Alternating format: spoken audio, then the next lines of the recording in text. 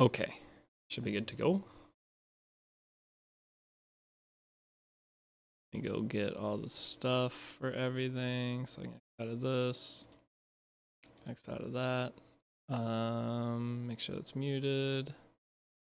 Find music and get the link. What we listen to today? Anime opening mix 2024. Will do. Oh shoot, I don't have game audio. That's not good. Oh, maybe there is game audio. I don't know. What's up, Kefnet?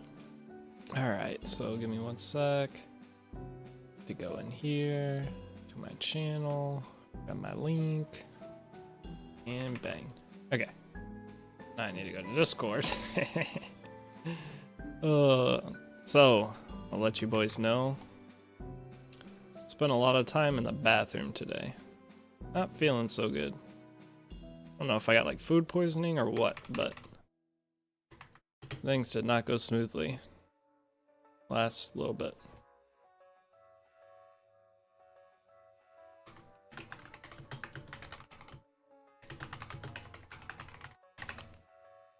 Okay. We're gonna start. Alright, what's up? Do you recommend spending big? Did you see Tristan made a tier list video after you did? I did.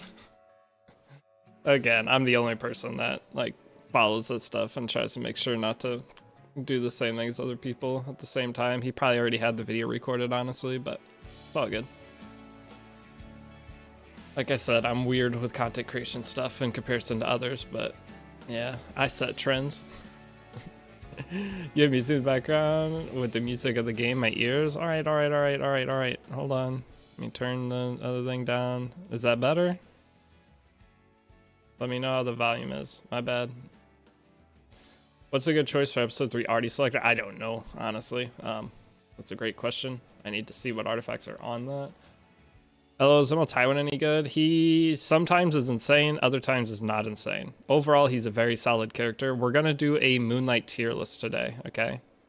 Probably shouldn't say that because someone's gonna make one either when I do or right after I do, but I'm gonna make one today because you guys are gonna be getting your Moonlight 5 tomorrow, right? So in the event, if you come in here, you can trade gold carrots in for the old light Moonlight 5 in how many hours?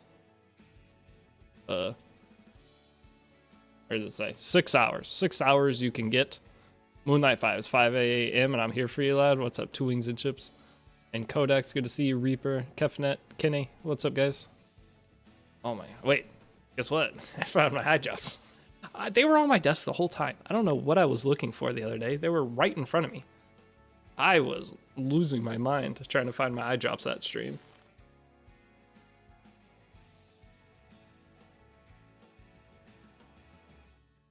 We got him today. Ooh, I'm gonna be seeing good. Okay. All right, let's get moving here. Yo, dude, I got 40 Galaxy coins. Is Aufine worth it? Aufine is solid, but if you want to wait for something better, you can. I mean, that's completely up to you. I think Aufine... I have 2 Aufines on my main account, 2 different builds, so I really like the character. I abused the crap out of them when they were super meta, so... What do you think? I might be kind of biased, and the thing is, she's not as good as she used to be, but she's still super nice. That's up to you. I don't know. What are we looking like in Arena? How much time we got left? So, tomorrow starts the free-to-play series, by the way. So, I'm sending over to editor. We need to get a little bit further tonight.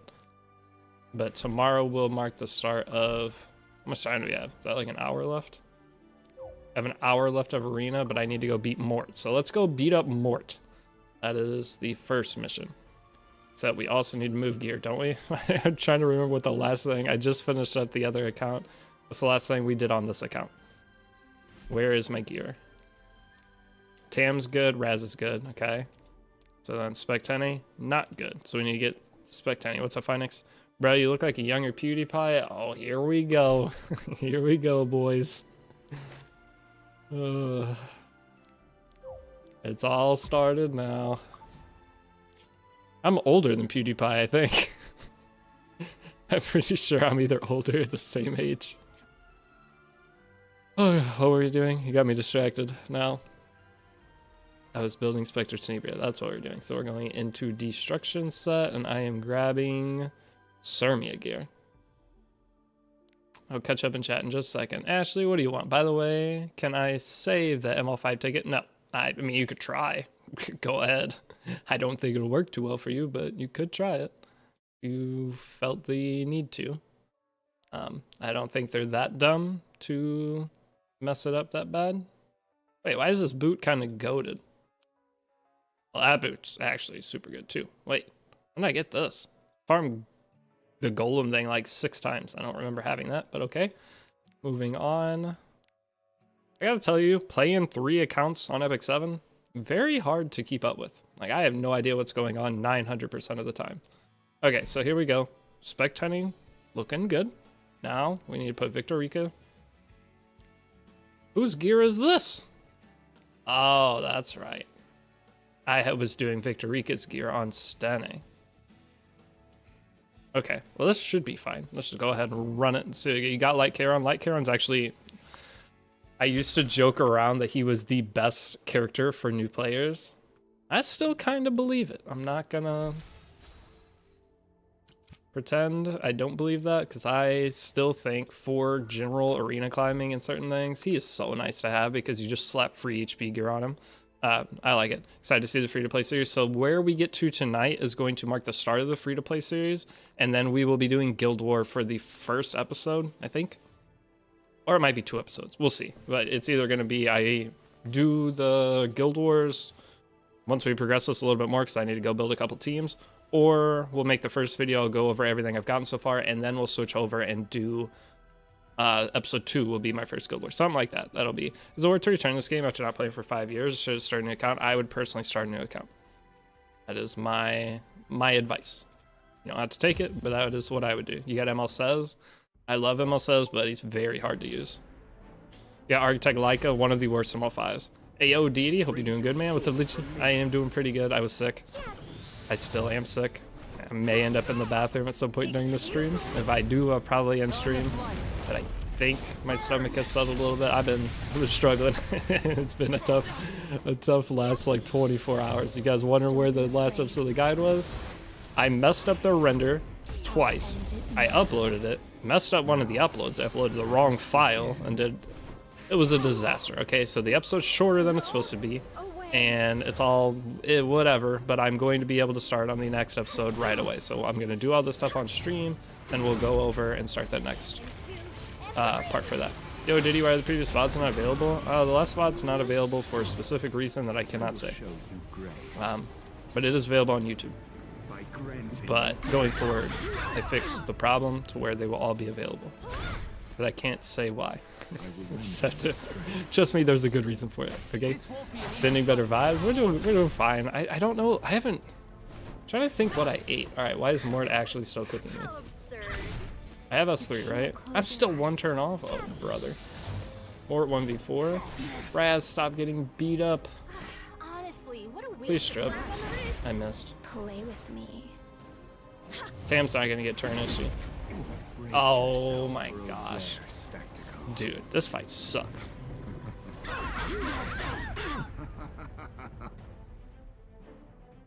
I'm scared. Wait, Mort resets your damn turns? And Raz hasn't stripped 1 time yet, by the way. If you're curious. Alright, let's do this. Strip? Hey, you did it! Nice. Okay, here we go. Bring it back. Had to soul burn the stupid ass heal though, which is not good for it. Is chat on screen? Oh, my bad. I turned chat off because I was recording the video, and so when people follow, when I'm trying to record videos, it turns the chat, or the chat like is obviously on the screen. It doesn't look good, so I turned it off earlier. I have a poison. Are you trying to catch my eye? Unsightly weeds. Is straight solid in PV? He can be, but very gear extensive. Is this story content? Yeah, this is like the first hard boss of the game. Bro, I was autoing story earlier today and looked out and realized I autoed through Mort fight. Yeah, what was your team for it? If you have Destina on your team, it will beat it some of the times. I've done it in the past and didn't even know I was fighting Mort. But otherwise, it's generally auto it, save a bunch of souls, revive your team. You're making me raw. It's too late for this. Relax. Wait, what in tarnation? Am I the goat? Wait, this isn't even the hard Mort fight, is it? The hard Mort fight's at the end of this, I think. You recommend SC Raz? Yeah, I tell you to build in my newest video. SC Raz you'll be using for PvP, PvE, lots of things. The boss is gonna be weird like that. There's 3 times you fight Mort. 1 early, 1 middle, and 1 late. I think that was the middle one. Okay, well I thought that was the big one, so that's my bad. Damn, I both don't know who to invest. Wait, Zakro, who do you have? Hi, boss. Sigra versus don't use Kisei. No, Kisei is very bad. Kisei has no debuffs is one of the main issues with her. If you're worried about like what you should use for Wyvern, you 1000% use Sigret. You need to build her anyway for the missions. So trying to replace Sigret with any other character just isn't valuable. You do have Chloe, which is way better. Kisei is just not good. Just in any content right now. It's sad. Well, I guess she could be used, I think, for Fire Expedition. Other than that, though, I don't know where I would use her. Maybe Light Expedition? Probably use her there. If you really like Kisei, blue Kisei, and want to use her, sure there's a couple spots, but she's just outclassed by everything in the universe right now. Do you think Main Chloe is viable for PvP? Yeah, Main Chloe's a reviver, that alone. She also gets attack buff.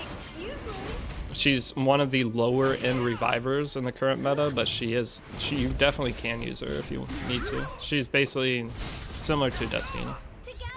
Very similar to Destina. But yes, okay guys, I tested a bunch of different things. Part of why this last episode of the guide took so long, because I was just testing different teams on both the different accounts. Golem, Victorica is insane for Golem. Okay, she gives the immunity buff, she does the HP max scaling damage, everything about her is fantastic. So, Victorica, definitely. I don't know where all you'll actually use her, but for your first Golem team, you don't need to put any Molagors into her. I didn't Mola anything, and I didn't lose 1 Golem fight on either accounts. Pretty fantastic. Raz though, Raz is a hard carry. Definitely everybody invest in Raz. If anything, the only specialty change I would do or changes I would do are Raz, Lorena, and Amiki. Hello, Dean. I'm a new player following you. I got Tamarin from pulling day 1, so I changed Angelica with her. Yeah, you still need to have a front tank for Wyvern. So until you get Brieg, you kind of are forced to use Angelica until you get Brieg. So you're going to end up boosting up your Tamarin anyway with the regular upgrade materials. So I wouldn't put her on Grace of Growth. I would still put Angelica on Grace of Growth for the start. But yo, what's up, Arian? I still don't know how to use Fene and Arya, currently running on Steny, Free Spirit Terrier, bring Tamarin. Yeah, that's the general story clearing team. The only thing you would change is your Free Spirit Terrier over to Fene, but you would try to get like an HP rate. That's really the only difference. What light unit you hoping for on the ticket? On my main account? None, I have them all. On this account?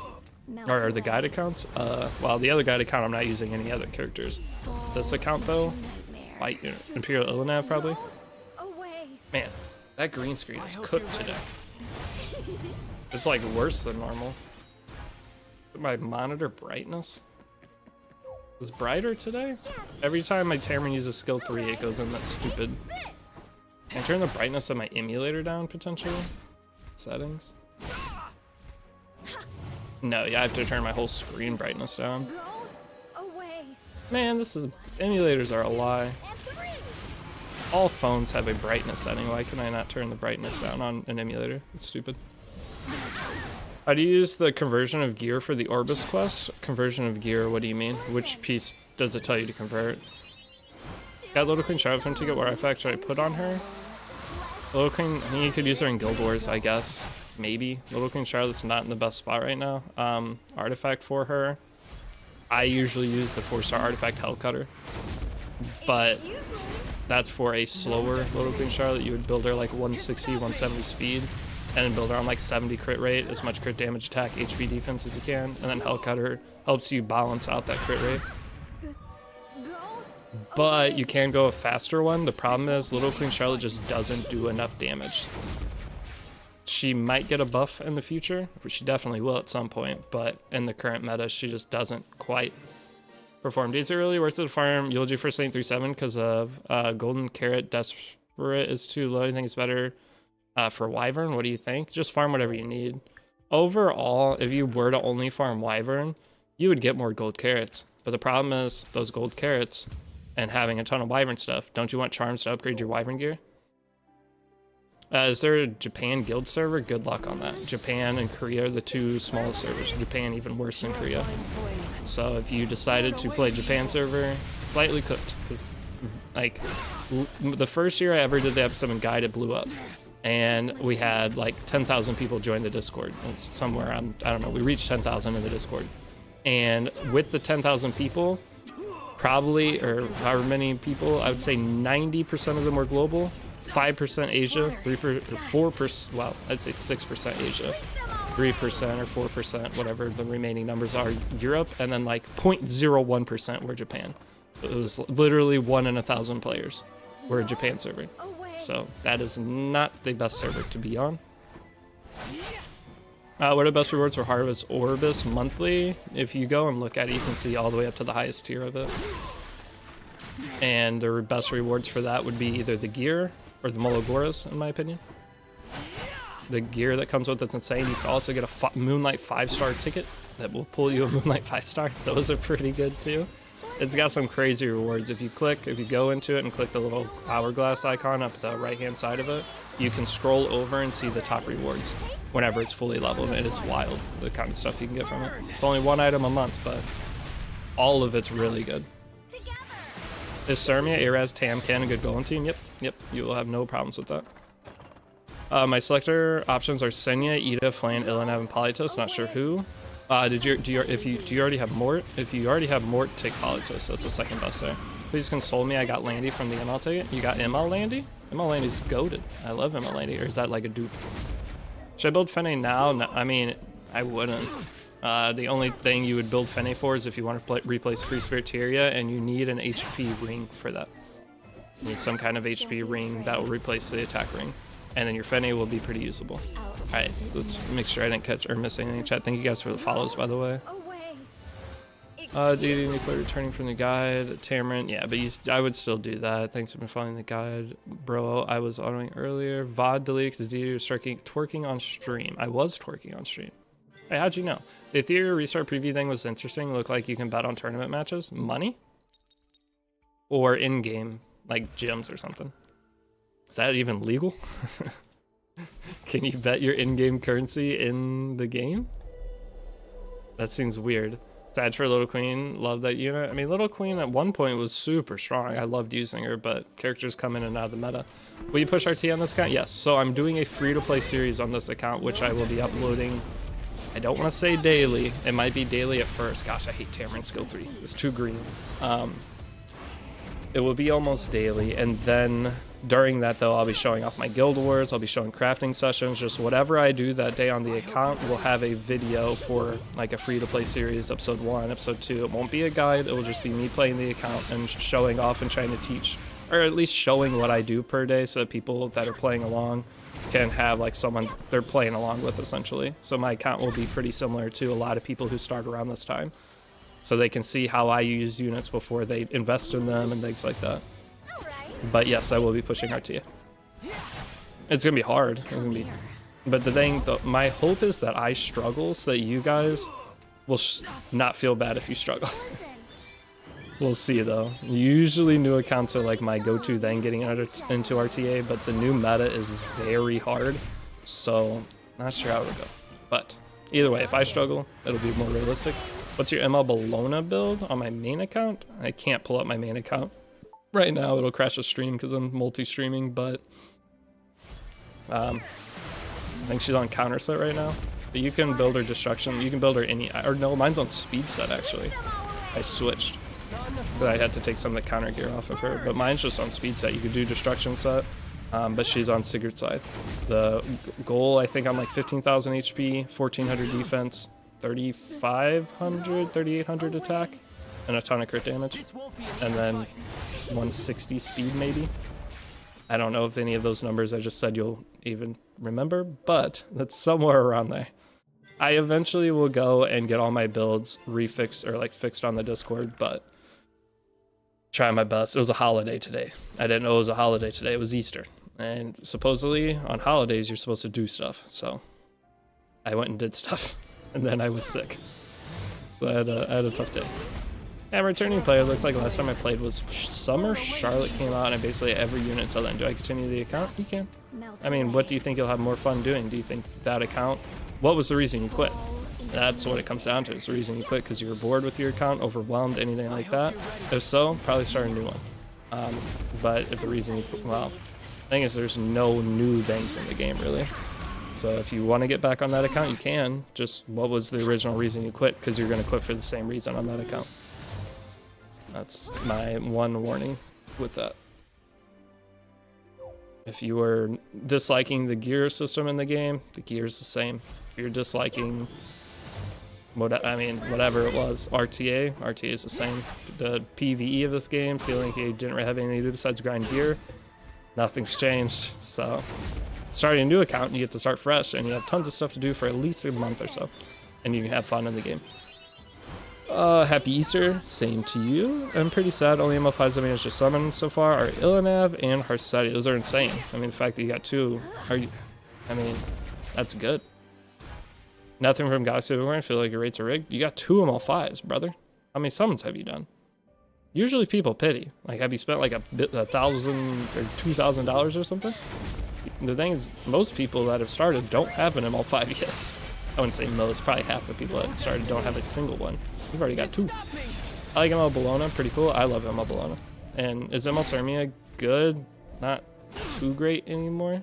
Wow, so early? It's so late. What do you mean early? It's 11 p.m. for me. I was going to stream earlier, but I had to do stuff. So, I'm playing catch up.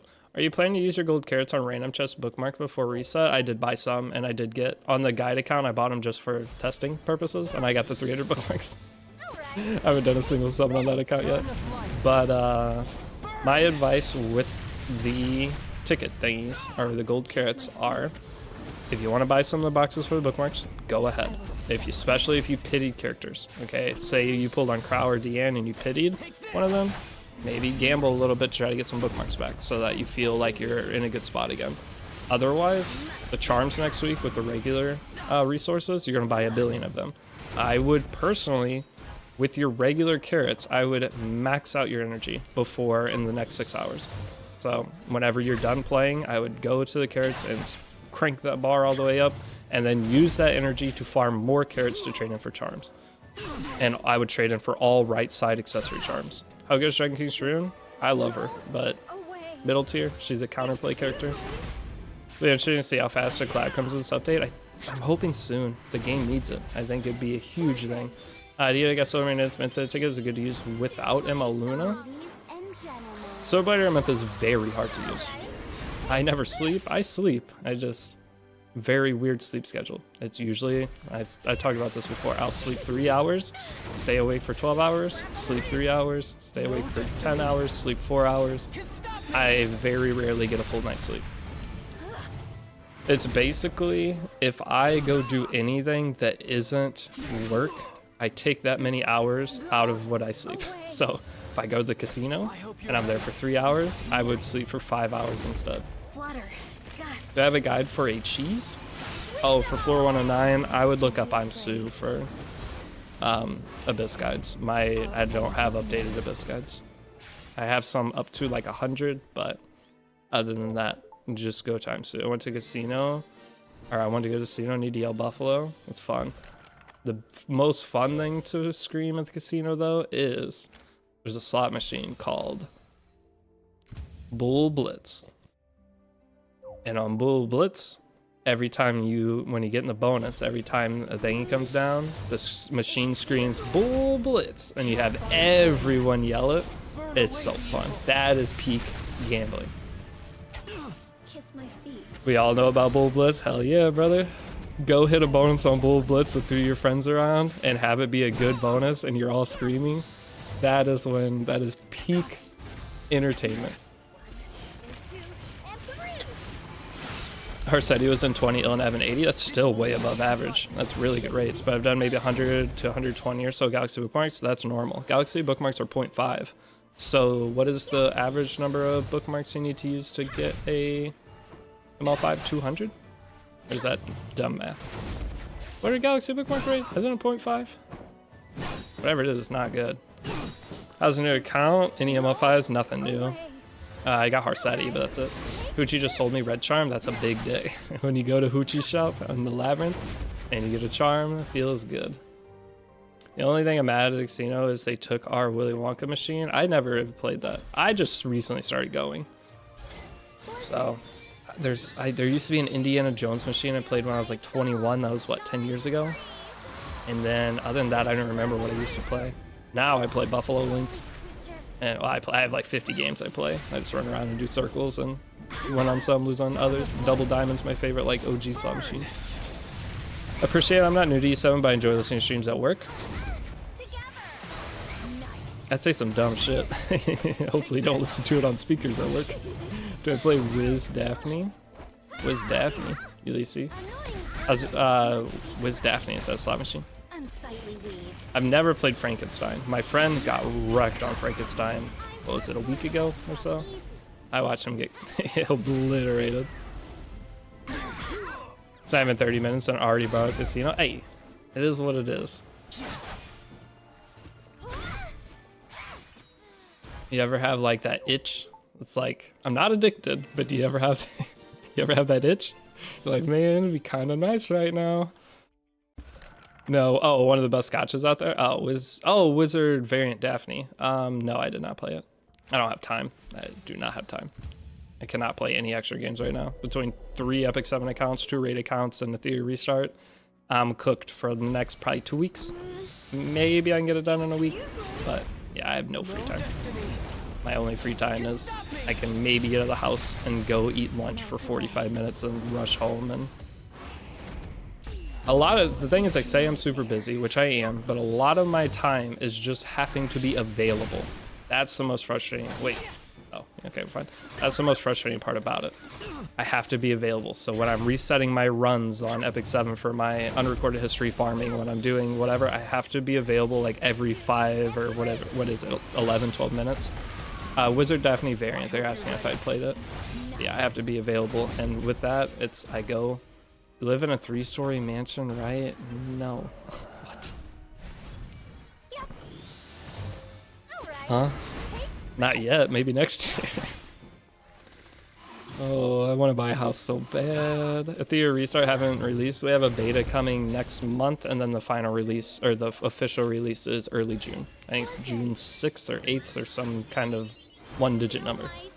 But it's coming soon. I'm trying to work on like content for that too, but I don't know exactly what I want to do. Am I making the same guide structure as Epic 7? It doesn't have the same flow.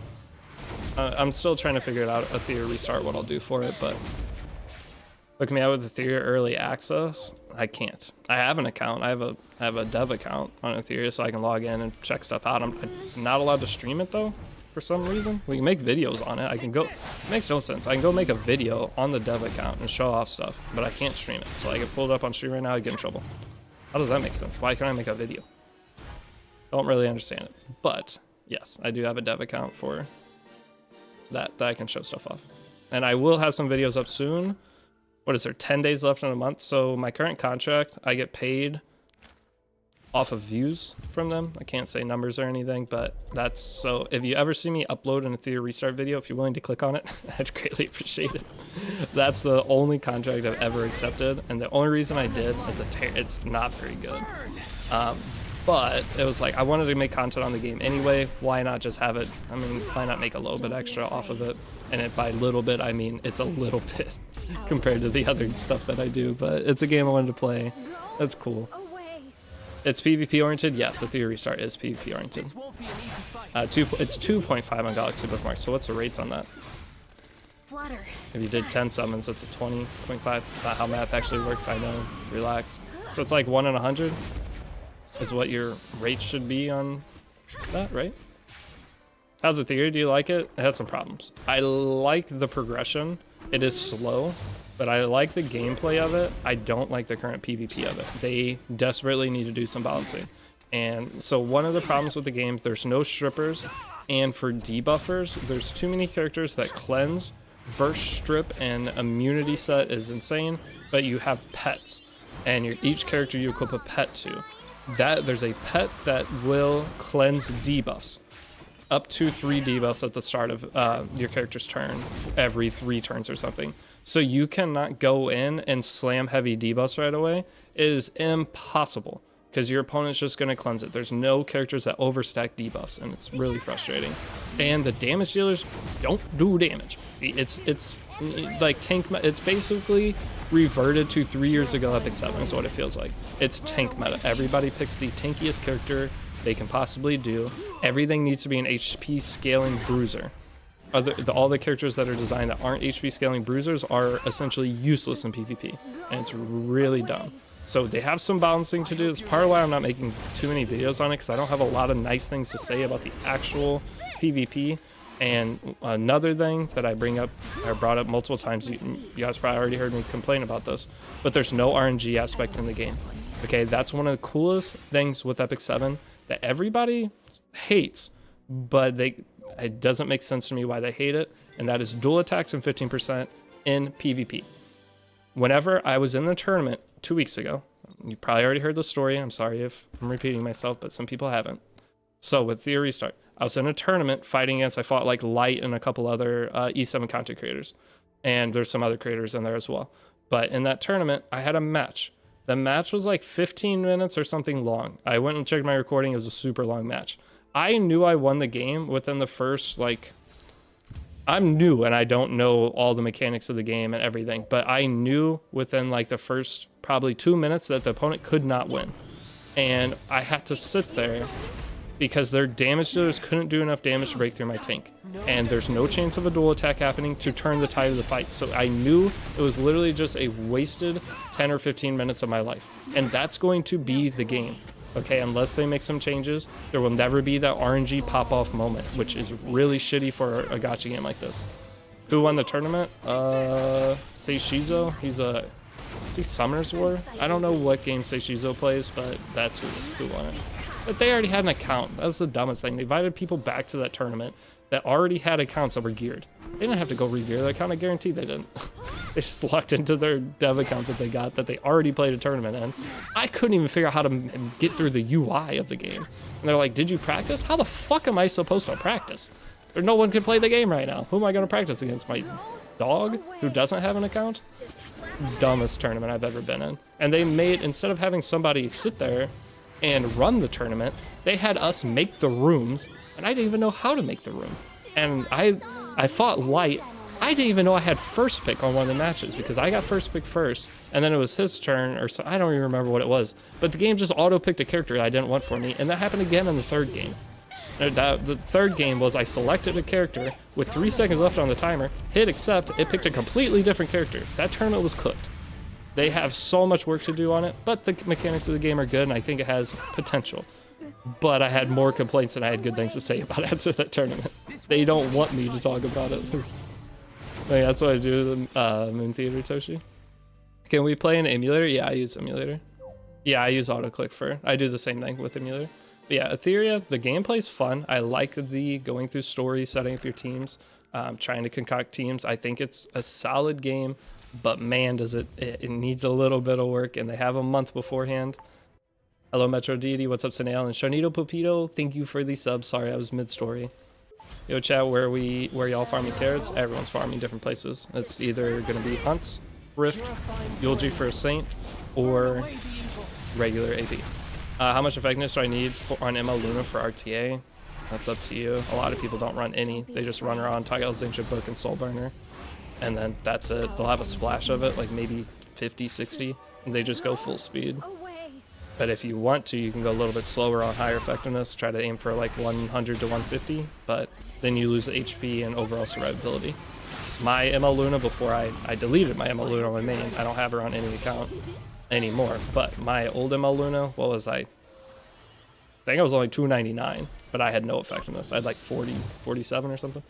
Should I spend all my orange carrots for stamina? I would, yes. So the thing with, okay, I'll go out and show it after this fight. My plan for the carrots. Who won the tournament? I can kind of get why the RNG is hated. I can feel awful when you're really unlucky in a match. Yeah, but it spices up matches. Okay. The art, I get it, but the thing that most people don't realize is if you play enough games, the RNG evens out. You get the same RNG your opponents do. So yes, you're gonna lose games, but you're also gonna win games because of the RNG. Kind of makes them memorable. It just makes them exciting to watch. Hope you feel better soon. Thank you, Kata. I mean, I feel fine. It's just my stomach hurts. All right. It's like, I don't know how to. You guys know the feeling of like you have a flamethrower inside your stomach when you're sitting on the toilet. And you stand up and it's burning. that was my day. Yeah, it's part 4 coming out tonight. It's already out. What do you mean?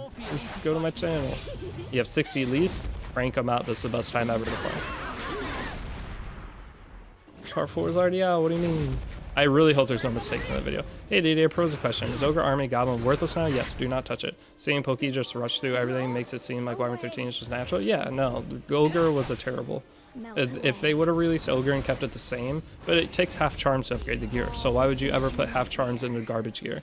It made sense before because it was decent gear that could clear through all PvE and you only had to do 10% of the charm. So it's like a free way to learn how to gear your characters and try stuff out. This new Ogre thing, it costs 50%. Why would you spend 50% charms for a piece that you can only use in PvE and it's gonna be bad? Overall, like, it doesn't make any sense. They completely botched the whole system there. It sucks. It was one of the coolest things in the game back in Anniversary, but I don't know what they're doing. Noob trap. It is a noob trap. That is a good way to put it. I feel like I've gotten like 9 Mishas during this event between accounts. Ooh, rank 55. We can almost go play RTA. Oh, but yeah, it's completely pointless Inferno now. I was at 15k before. I ended up rerolling to start with Tenebria. How does the get RB later trick work so I don't mess it up? Get RB later is going. Well, I've already taken my Spec 10. So you go in, you click Reset Moonlight Blessing. So use your Spectre Tenebria, get through story, go into your Abyss, get through some of the Abyss. The thing is, Spectre Tenebria is really nice to have from Abyss 110 to 120, and that's going to take you a long time to do. That's why I usually don't even bother suggesting doing this. I did say so in my newest guide, but you click Reset, and then you'll just take Arbiter Vildred, you get all your resources back, then you claim Arbiter Vildred instead. Okay, so you can leave Spec 10 in here, get her all the way up and ready. You just don't click this middle button, and then when you want RB, you go and reset it. It's up to you if you want to do that. I don't. Spectre Tenebria is fine. I use her in Guild War, so I just. It's up to you. Ooh, more Mystics? Wait, how many do I have? Hey, we can do some summons. Hold up. Come back soon. Man, I think I might have to go put my glasses on. I just put eye drops in and my eyes are still struggling. I may be let me buy a Moonlight Summon. What do you What happens if I failed synthesizing a pet? I mean, it doesn't go to the next star.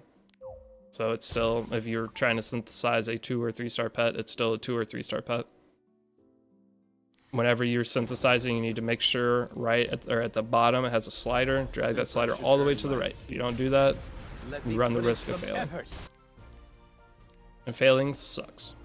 Should I go put my glasses on real quick? I think I should. Buy a Mola before reset. True.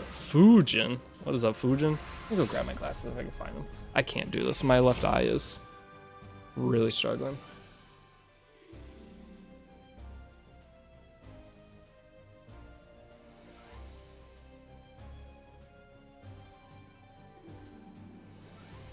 Never mind, I do not see my glasses.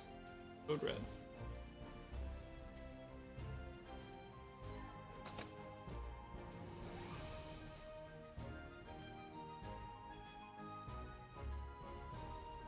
Alright, I found him. We're good. Alright. Vape break. Shut up, Lizzie.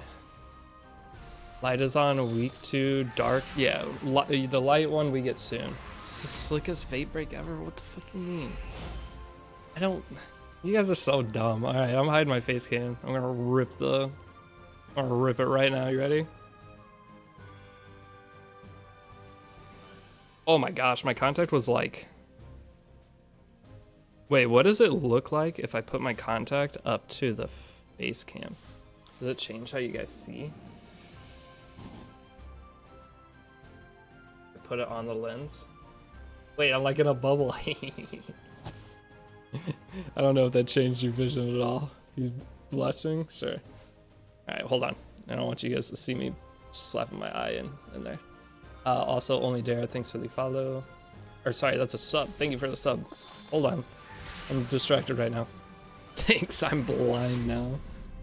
Any of you guys have good vision? You have no idea how lucky you are. Because holy moly. Dealing with being blind. Oh, I was driving home the other night. I didn't have my glasses with me. And I have astigmatism really bad. I'm wearing glasses right now. Perfect. But I have astigmatism really bad. I couldn't see anything. It was actually the scariest drive home of my life, I think. Every car that came around me, I was just praying. So, Deity, I'm in shambles. I fell asleep and didn't convert my carrot synergy for reset. You can still convert, I'm idiot. Wait, resets in 6 hours, is it not? You have like 6 hours to convert it. Or is each server different? How does the whole carrot thing work? I think you have 6 hours. I thought all servers were the same. Asia servers in week 2? Wait, really? Then why? Oh, I'm on global server. Oh, that means I messed up my Europe account. Oh my god, my main account I forgot to convert to. Oh, I'm an idiot. I forgot that these accounts are freaking global. I was like, I have 6 hours left. I messed up my main account.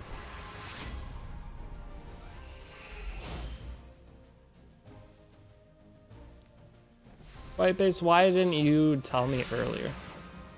I'm pissed. Actually, why I took my contacts out and I don't have my glasses on. Leaning 2 inches from my chest to see it. Can I please get an ML5? Wash your hands with soap first. I just shoved my fingers straight in my eyes. I'm not scared. That builds your immune system. Oh, there it is. Oh no, don't give me. Don't do it, pussy. Oh, thank you. Okay. Account ruin, you know what to do. Yeah, delete 7-year-old account. Agreed?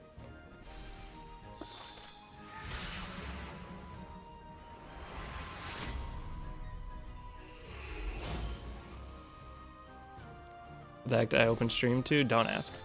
Time to reroll for ML Luna. So the strat is to buy all the stamina for resets? Yes. That is the strat. And then you slam more farming, and then you buy charms. Right side charms, accessory charms. Where's the cam? I need something. I don't need you to need something. So I'm so confused how to clear Labyrinth because no matter what, I always run out of stamina and die even when camping there. What I'm missing, you leave and go back in. So you leave through the gold gates. Leave through the gold gates. Just get to any gold gate, leave, go back in, you teleport to the gold gate. And then you have all your stuff back. Waiting for scenes to start to do the PvP portion of the guide. It might line up like that. So, oh, I'm out of summons. Shit. Okay. Maybe. I just, whenever I get to it's when I'll start it.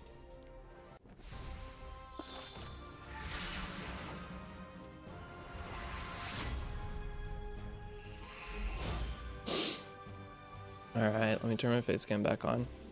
Alright, I went nerd mode. The glasses are on. I just can't do the contacts anymore. I've been wearing them too many days in a row. Alright, so where were we at in story? But yeah, the PvP portion of the guide. So Whitebase, what I'm doing with this guide, I'm playing 2 accounts. So this is the stream account, and then I have a guide account, completely separate. This account, though, I'm doing a free-to-play series where I'll upload like my RTA, starting RTA matches, and I'll just keep going and make like daily uploads on it. Not daily, but as close to daily as I can do. I'm not committing to daily uploads because that's a mistake because I'm going to fail within the first 10 seconds. Hey, Deity, do I need Estina if I ever want it? Yeah, completely different characters. Not the same whatsoever.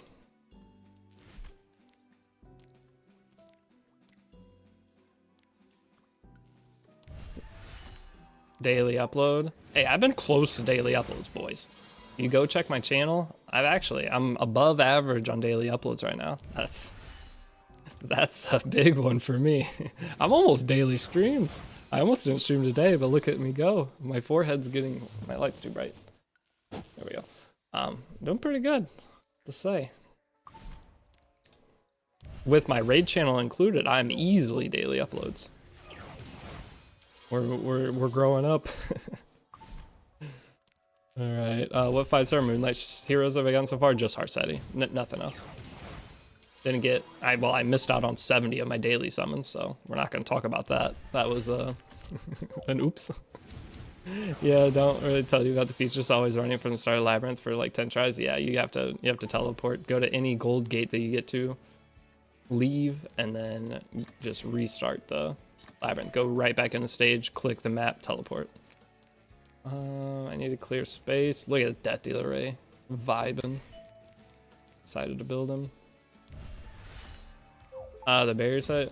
Should I take Crowd from Selector or Abigail? I have Tywin. Wait, Blue Tywin? You won't use Blue Tywin. I don't think anywhere. Crow or Abigail? Kind of both.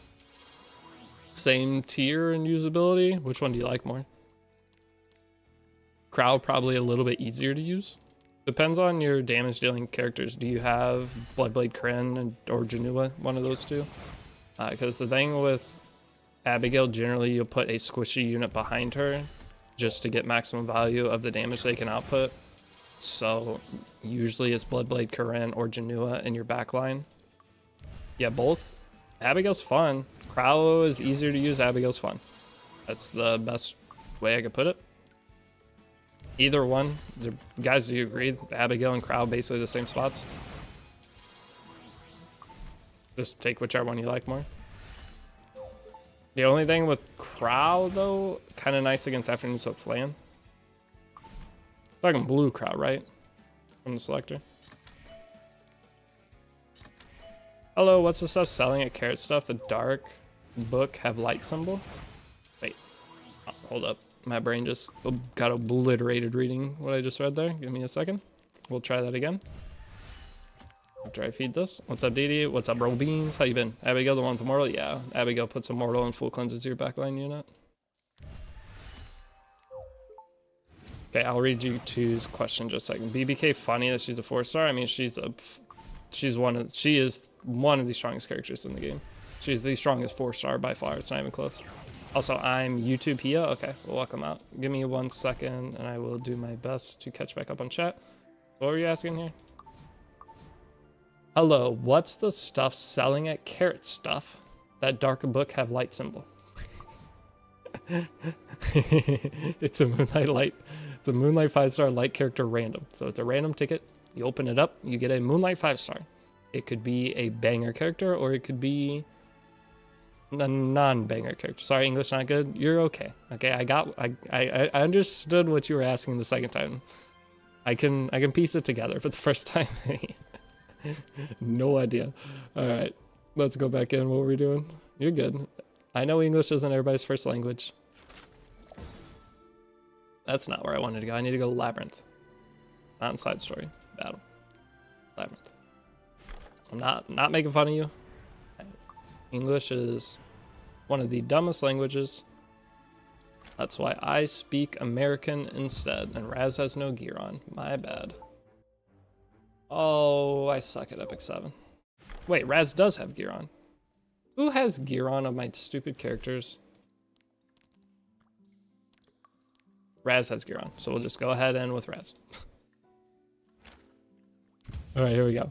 Hey, what's up, Loki? I got Closer Charles, cursed I know he's a thief. Yeah, Closer Charles, I mean, you can use him, but not very easy to use. Usually people build him very high speed. You won't have that as a new player. And his gear quality necessary is very high to get the crit chance and everything. It is a little bit easier than other characters, but his base speed is pretty low, so he's not easy to build. I'm 70 pulls into the Mystic Summons. You got Emil Politis, Heartsighting, Emil Luna. No more luck in the future, probably. You got your lucky streak out of the way early, so now you have to suffer. What do I do with dupe 5-stars? Just imprint? Generally, yes. You can save dupe 5-stars, so say you pull a, I don't know, a blue says, and then you pull, like, you have blue says, and then you pull a dupe of blue says, but then you pull specimen says. You can feed your blue says into specimen says, which is the Moonlight says. And that's the same for 4-stars. 80 from second, select a summon we get from the hero air path, which we take Mort. Mort is the #1 pick. If you have Mort, take Politis. If you have Mort and Politis, take anything. I don't know. Doesn't really matter from there. How do we use return Mologoras? Who's returning Mologoras to you? I think you're in the middle of a pyramid scheme, and you need to get out of there as soon as possible.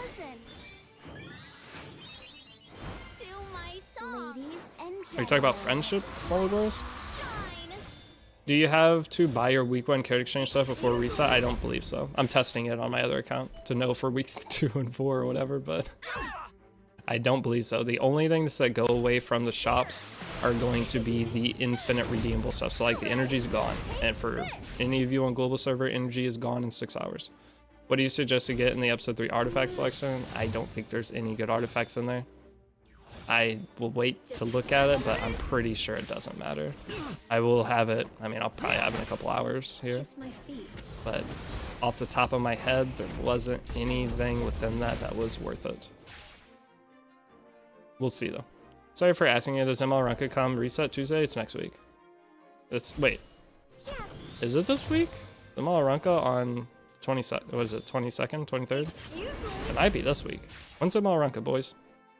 Last piece Grand good? No.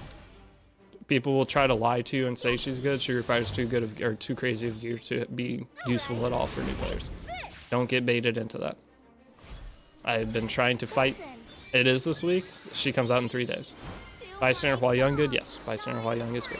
But yeah, don't fall for the last piece Grand trap. There's a couple of characters that people tell you are good that are in-game players that do not know how to comprehend the fact that building certain characters for new players is pointless. And that is one of the characters that is pointless, sadly.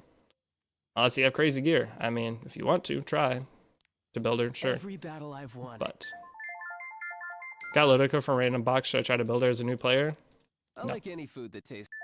It's all speed gear, guys. And when I say speed gear, it's average 18 speed per piece. If you do not have average like 17, 18 per piece, do not try to bother building these opening speed characters that you hear people talk about. Lidica is one of those characters. Last piece Karen is one of those characters. If you're not fast enough to build a character, don't force it because you're just wasting your gear. Hate how long this Raz thing is to farm. I know. I told you that's what we did in the new video. But that's, again, part of the new player experience. When I make guides, I don't suggest specialty change to you guys very often because it is ass to farm a specialty change. People, that's one of the big things that the official Epic 7 Discord used to do that I tried as hard as I could to push away from, was they would tell people to use Angelic Montmorency as your first Wyvern character. The amount of people that started Epic 7 were told that, went and started farming their Angelic Montmorency and realized that was going to be a 4-hour ordeal farming her specialty change runes. That's part of the reason the game didn't succeed. That guidance was, isn't skill tree farming incredibly fun? Yeah, so much fun. It's not bad if you can get the rune scrolls. So if you're a spender and spend the $5 to get the rune scrolls to farm, not terrible. Also, in the past, we also got scrolls as new players. You don't get those anymore. I think I could beat this. Surely I beat this at minus 43 morale. SC farming dated system, yeah, there's not even really any good SCs. You can get through the game without any of them. But that was one of the main reasons the official Epic 7 Discord started to dislike me, is because I would fight them on that. I started suggesting there's a character called Crozet. He's a 4-star that he had the highest win rate for low player gear of any front Wyvern character, even over Brieg, any character, with the old gear the game gave us. The old gear the game gave us wasn't nearly as good as what we had, so your stats were just lower. So your characters would get scooped out in the first wave occasionally and you'd fail. With Crozet, he prevented that from ever happening, making him the highest percentage win rate character for Wyvern. And I showed math, I did everything possible to fight my case on why I showed this character and chose him, because it was free for everybody to use. And I still got flack for it, and that started. I was like, you guys, I started getting mad. Crozet's an ass. He's the highest percentage win rate character before. With the old Wyvern starting gear that you got with the game, he was the best. I did math. I sat down, guys. You don't know how much my life I gave up to get to those results. It was, and then having them sit there and not listen to any piece of that, and no matter what I showed them, it was very frustrating. And that started the whole me versus official Discord thing. Second part of that was suggesting Asaria from, you go until reset? Hell no, that's like 6 hours, brother. I am not going to reset. I am going till This song was meant an hour from now, probably. I need to record a couple more videos. I need to try to get 2 more raid videos uploaded today as well. Or, well, sent to my editor. So, no, I'm not going to reset. What's reset? Is there a special thing on reset I'm missing out on? Yo, should we slap a Fenris in here? What's Fenris's stats? Slab of Fenris in there. And then life is easy. Oh, the ML5 ticket? No, I'll open the ML5 ticket tomorrow for a video. Deity, my bro, what's up, Jafari? How you been? Are you pulling Renak for a newbie account? For sure. On this account, I'm pulling everything. Ooh. Oh, she gets silenced. Or stunned. She doesn't have immunity. I mean, is this the play? Sling got buffed, though. Okay, just picking random things. What's the strat for this ticket? What crazy shit I gotta do with RNG gods to bless me? Wait until you have to poop. And then mid, like... So you have to wait till it's like halfway out. On one of them, you hit summon. Because you're like expelling all the evil and whatnot from your body to be able to suck in good new stuff. So that's the Stratford. I think. It has to be midway out. All right, as a new player, my question is it worth going through and get the good special changes for some of these characters? There's really not good special changes. That's the secret. I'm getting debuffed into oblivion, brothers, and not a whole lot I can do about it. Shall we go to the land steeped in death? Selena against non-crit, I'm sure. She's a reviver. That's all we need. It's cooked regardless. Why is Fenris a unit? I think the moment I picked Fenris, they just gave up on me. They're like, why is he even bothering? I don't have anything here to do. I have immunity on Fallen Cecilia. That's it.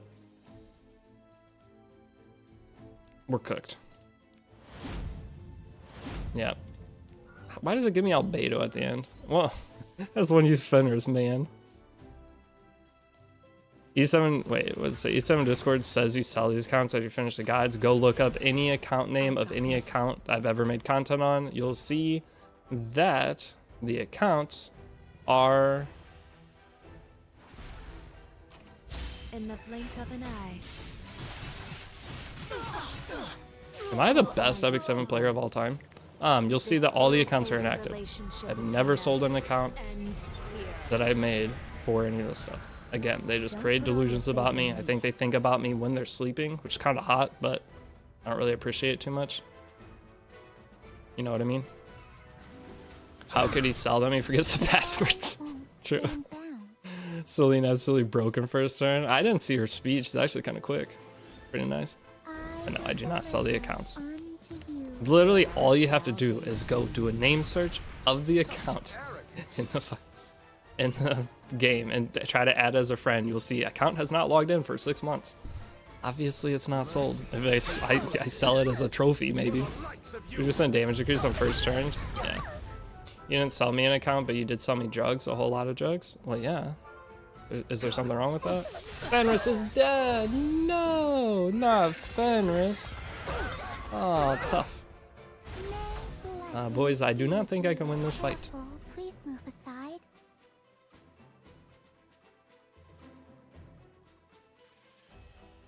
Yeah, I quit. You quit what? Oh, I sold you the account and you quit? I see. Why are they not critting me? So, you learned nothing from last time. You know, if I would have attacked at any point there, I would have gotten crit. You know I would have. One of those, if I was attacking the opponent, I would have crit. Albedo trolled the fight with that attack. I mean, has to happen. Be careful. I don't think I can win here. How much do I heal? I'll make this painless. Probably not enough because I didn't defense break. Yeah, I didn't defense break. Should I have killed the RB there? I should have S3'd the RB and then S1 the RB, got the heal, and then got hit, and then countered. I would have won. I could have won this game. I'm not paying attention to Fenris died. I'm sad. How's she already back in skill 3? I could have won there. This is only a temporary alliance. Do I go for the provoke? If I go for the S3, I can't get anything out of it. What's the soul burn do? Still 100%. That's the best I can do. Alright, now we pray. Please crit, please crit, please crit, please crit, please crit, please crit. Yeah, he sold. I sold. Dude, I am angry. Wait, I'm gonna lose my possession buff. That sucks. Well, I could have won the game last turn. That's my bad. Not paying attention. Did you use items for max tam? Yeah, I did. Of course you hit her. Of course. Careful, I please, tried. I did the best I could with that one. All I had to do at the turn S3, the RB, S1, I heal a bajillion. He didn't crit one time through that entire thing. Are you prepared for this? Can Albedo solo this? I'm roping. Biblis wouldn't have let this happen. It's counter RB, what in tarnation? I might be able to win this then. Let's tie one at one turn. Oh, cook him. Where's Frog? Sitting right in front of you. I pulled today both Arceti and Luna from my new account, which today don't have any on my main.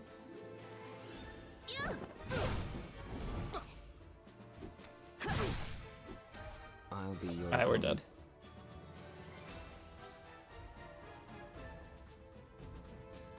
It's the counter RB, so the damage is low. It's the only like saving grace potential thing here. If I can kill the Tywin, potentially get the soul burn S3 FCC. That my cooldown is like what, 2 turns? He's not doing a whole lot. It's lucky it's counter RB. If it wasn't counter RB, I might be in trouble. So technically I didn't throw earlier. Well, from here I'm gonna be what, debuff 2 turn, Tywin's faster, it's a slow RB. He missed 1 defense break, and Albedo's gonna cycle out. Maybe a chance. This is a holy sack Tywin. Galagos really needs his own artifact, an offer he can't refuse. Not gonna lie, I don't know what my... That says Raw Dog S3 here. I haven't played this game since 2020. I have 5 300 speed units, but when I won an arena season, I put my last challenge was OK Code. OK Code used to be a nightmare to fight. Alright, this isn't gonna do any damage, right? I'm gonna win this. Now, technically, I might not have won. Now that I know this thing's on counter, he's doing nothing. He finally missed a provoke. Massive plays. My FCC has S3. Oh my gosh. I need to kill this Tywin. Please don't counter. Actually, the RB could counter me. Please don't counter. Nice. Tywin's dead. Oh wait, we're cooking. Nice. Okay. But basically, I'm using an OK Code team right here. Did he die? Wait. Why did my 3F not proc? Why did my 3F not proc there? Alright, here we go. All that's left is ruin. Why kill a Tywin first? Why not just RB first? You on Aureus? It's Aureus Albedo? For why? Please don't counter me. Nice.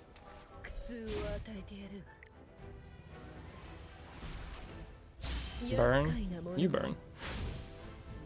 I'm not hitting the RB because with the Tywin defense breaks, the RB is on counter set. So with the RB being on counter set, I don't want to attack in and take extra damage from the counter attack right there. I might be dead. It's very close. If he counters one more time, I lose. If he counters one more time, I lose. This is the highest dodge rate RB of all time. Please don't counter. Shall we go to the land steeped in death? Oh, maybe I misplayed at the very beginning. Doesn't matter. This game's easy. Alright, next. But does Elagos really need his own artifact? I think you have options.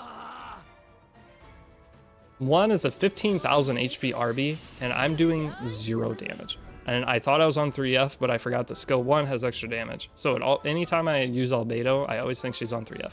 She was not on 3F. I've learned. So, draft mode done. That was the longest mission I've done in the game. Next, convert equipment 1 time. Someone's asking about the equipment conversion. So with equipment conversions, I'm going to go make speed boots for mine. So I'm going to go here, click into my inventory. I'm going to go to my blue chests. I'm going to click this. I'm going to use it and grab some boots. Okay. Next, I'm going to go to my Still Workshop. I believe it is. Yeah. Okay, I'm going to go here, and then I'm going to make some boots. Select. Guess I'm making some crit boots. This is how you convert. All right, you come into here, and you get one of these color thingies, and then you go. I would. Do you still build like a little ahead? Alright, please don't go crit damage. These could be banger. Just don't go crit damage. Oh, yeah, don't go crit damage. That'd be the most ideal scenario there. Alright, that part's done. And now we have to purchase a mystic metal from the guild member shop. Good thing it had me do that because I haven't opened my guild yet today. My bad, boys. I did on the other account, just not this one. Oh, also one important thing, everybody, is make sure you do your world boss every day because the Camilla missions, I believe you have to do world boss so many times. So definitely do world boss. Don't need a tutorial for this. Do we still build Lilka a little ahead? You can, yeah. For grass expedition. So it's for water expedition. Is water expedition one of the expeditions right now? You don't need to build the characters until you're doing that expedition. Right now I know it's fire, light, and what's the third one? Is it water? If it's water, then yeah, that's the character for it. For converting gear, what's the best gear to craft? Right side gear generally at the start. So you'll use all your blue boxes to get speed main stat boots, and then a mixture of attack percent, HP percent, effect res, and effectiveness rings. And then for necklaces, you're gonna do crit damage, maybe crit chance, not on speed set though, but crit damage from the blue boxes, and then HP percent for your necklaces. Any other ones that you do early on? Probably not. Go watch my gear crafting video. And you guys curious on the equipment conversion and just overall beginning crafting, I believe I talk about conversions within that. Anyone that has watched it, can you confirm if I did or not? I'm pretty sure I covered conversions at some point. It's the Blooming Lich.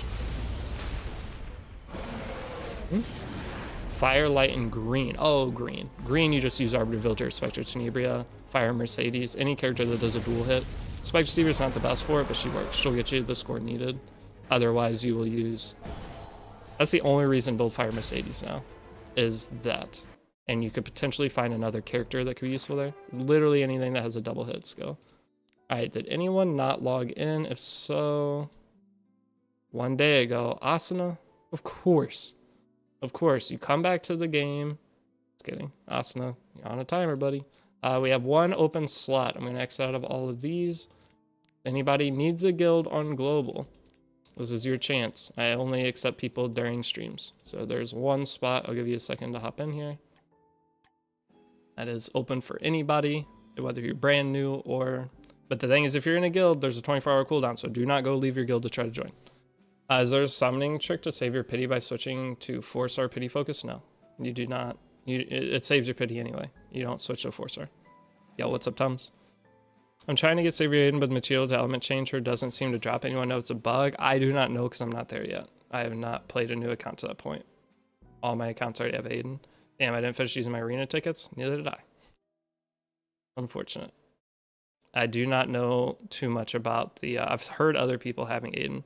Spent way too much on this game during COVID with the stimulus money. That was stupid of me. I mean, did you have fun while you were spending it? Because you're on that main, or I mean, if your account's fast, could be worth it if you come back and enjoy the game. That's the problem with spending money on gacha games is, I mean, that's what they're there for, is to bait you into spending money. But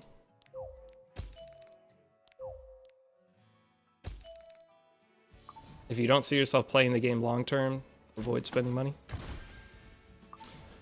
Okay, so what is in the Epic Pass that we've finished? We are maxed out on Epic Pass now, and it is 10 more gear chests. Nice. And then what is next?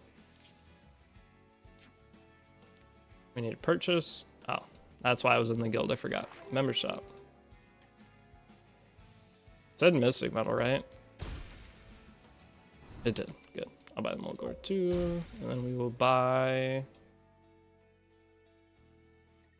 What are we buying in here? This for sure. Guess I'll buy the catalyst. They still value. Sure.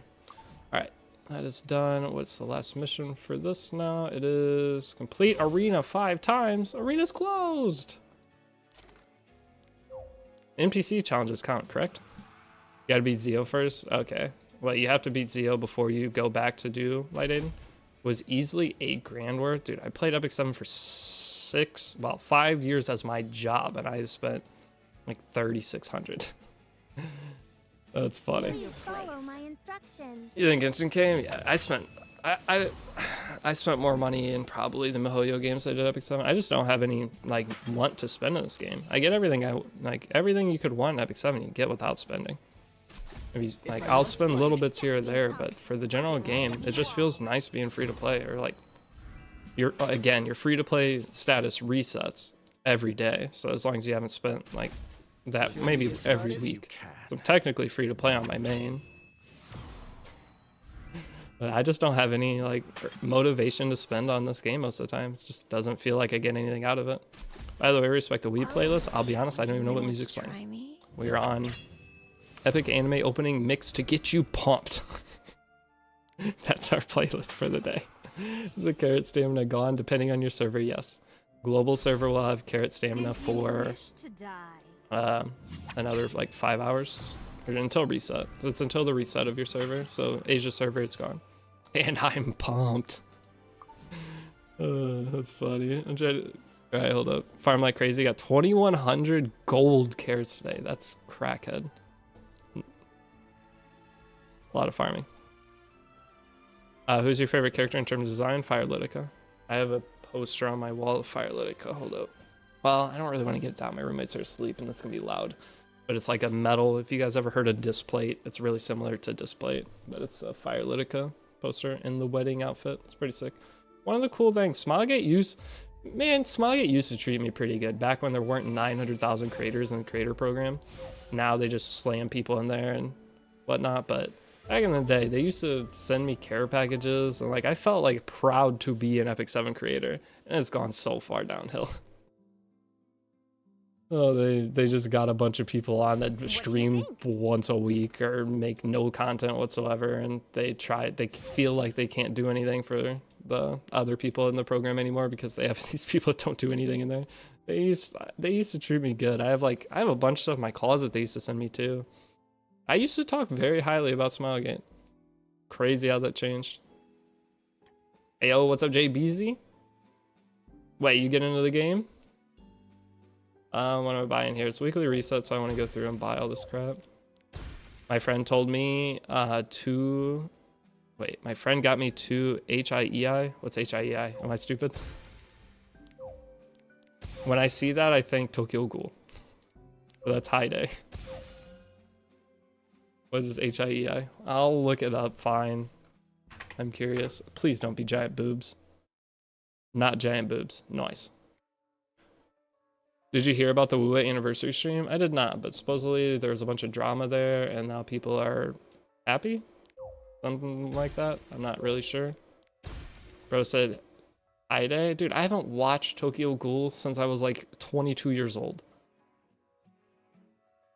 I don't even know. Doing good, just grinding my pets at the moment. Day one player who dips in and out occasionally, but back on the hot gacha grind. It's gonna be fun for a while. That's the nice thing. Episode 7's in a really good spot. What made Smilegate change, do you think? To me, it's just greed. They seem like the greediest company of all time. But I don't know exactly what changed. It just felt like they're not willing to put anything into the game anymore. And that's how it's felt for a long time, but they're starting to do it now. Things are changing. We'll see. I'm in the amount of shit I've talked to Smilegate. I'm in they're doing like a content creator competition, and with the content creator competition, it's like whoever has the most views or who knows what it is. Last time I entered the competition, my video got more views than every other entrant combined, and I didn't even place. And that's when the rage for Smilegate started. We'll see this time. Tristan, I think, has me beat in terms of overall views on content. I have the biggest video so far of the patch. My new player guide, episode 1, is the biggest video, I believe, since the update. So I have the biggest video again. We'll see how it goes. If it goes bad, boy, am I shit talking them for the next 10 years of my life. I could be done with Epic 7. It could be not even a game anymore, and I'll shit talk them. Alright, I need to donate 50,000 gold to the guild. That sucks. I did not realize that That is the dumbest thing ever. You know that I just went and did this on the last batch of missions? I forgot to look. I had this all planned out, boys. I just went and donated gold like 20 minutes ago and it doesn't count. Oh, it's painful. I have to eliminate area boss and royal capital as Mikalis. We have to reforge a piece of gear. W play. I had it planned out. Why did you let me reforge that or request gold? All right, where are we going in here? Do I have any reforge boxes? We can at least finish the other missions for now. I do have reforge. I'm gonna reforge Briggs boots. I think. Sure. Not pre-watched. You mean not pre-recorded? Not pre-recorded? Time gate has been activated. You're stuck there to level 60 anyway. I'm already level 55. Level 60 doesn't take a couple hours. Am I locked there to level 60? I don't see nothing about level 60 here. Is it the next one? Am I blind? What are you talking about level 60? Level 60, I'm almost there. Yo, Madly F, thanks for the follow, or the Twitch Prime sub. Appreciate you. Also, the sub earlier. I said thank you, right? Hopefully I did. Thank you guys for subbing. Any of you guys on YouTube, one thing, if you're willing to like the stream, helps out. 2, subscribe. Okay, I'm done. Download Raid Shadow Legends. Download link in every video I make. That's all I got. Thank you. Next, enhance equipment 5 times. And we got to do the boss. And it's actually, I kind of want to upgrade these and see what happens. But wait, JBZ, you used to stream E7, didn't you? Hold on, let me pull up your channel. Your name is super familiar. Where do I know you from? It's probably gonna play your stream in the background. Please say you don't have music. You play Honkai Star Rail? Did you used to play Epic 7? I think you used to stream E7. I'm pretty sure I know you. I've probably rated you before. You've rated me multiple times. I know your name. Alright, well, it went in those stats I wanted, but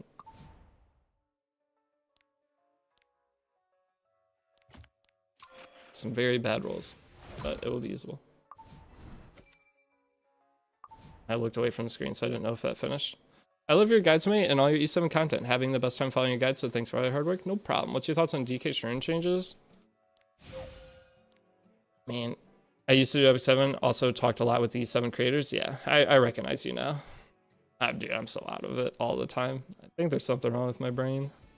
So we have to do... Oh, that's what you mean. Why didn't you guys warn me about this? I kind of farmed all day, actually.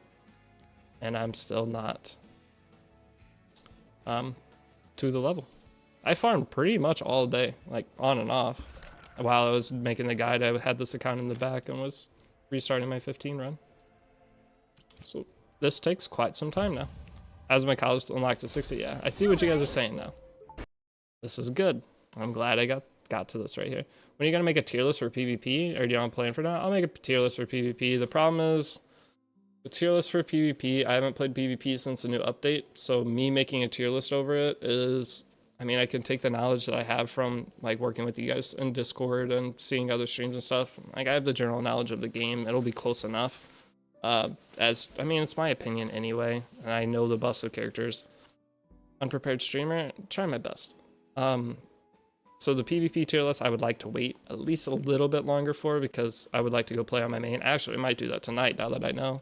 Will you pull a Runka? Yeah, I'm getting a Runka on my main. I'm at pity for it, so. What were we doing next? Does injury set work on Fene guys? I mean, technically it does, but you're losing out on a lot of stat for that, so I don't think it's worth it. Should make a new player POV PvP tier list actually unheard of. That's what I'll probably do, because I mean, my opinion for if I make a tier list for just a general PvP tier list, why would any in-game player watch it that actually plays PvP? They wouldn't. So my target audience is new players and people getting into the game. So that is definitely the best I could do, because there are certain characters for new players that are zooming up to the top in terms of usability. So yeah, I did that before White Base though.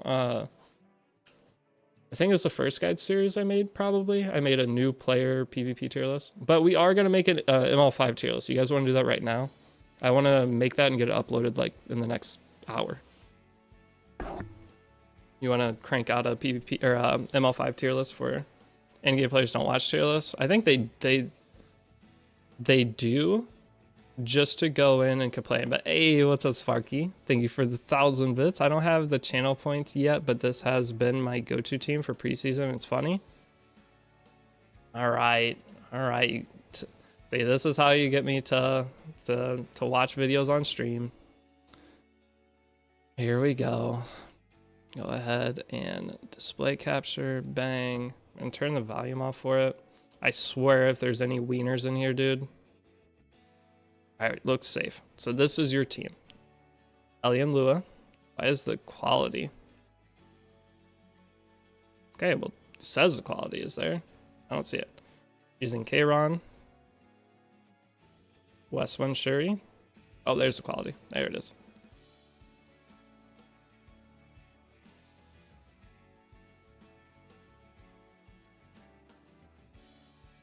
Cool.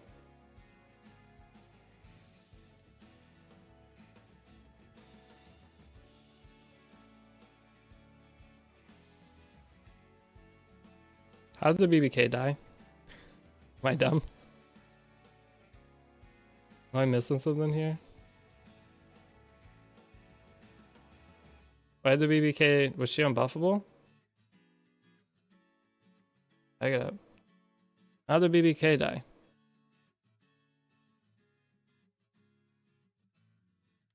She wasn't on the exclusive equipment. Okay. I mean, it's a fun team. That was the team you used for second game too. Oh no, you use a Zio, ML Payro.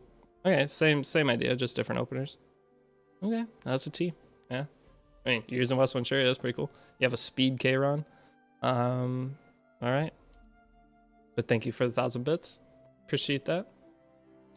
It's fast Kayron, yeah. So the bombs, yeah. I like the idea. It's fun. See, that's what I used to love doing E7, is come up with cool teams like that. That's really cool. But the no exclusive equipment on the BBK is comedy. Detonate is not the detonate. It's because she's supposed to go into immortality right there, but they're on like the greater attack buff exclusive equipment or something. Something weird that no one is on. Log React streamer. Alright, you guys got any more money to send me videos? I'm joking. Do not, because I don't want to sit and watch videos all night.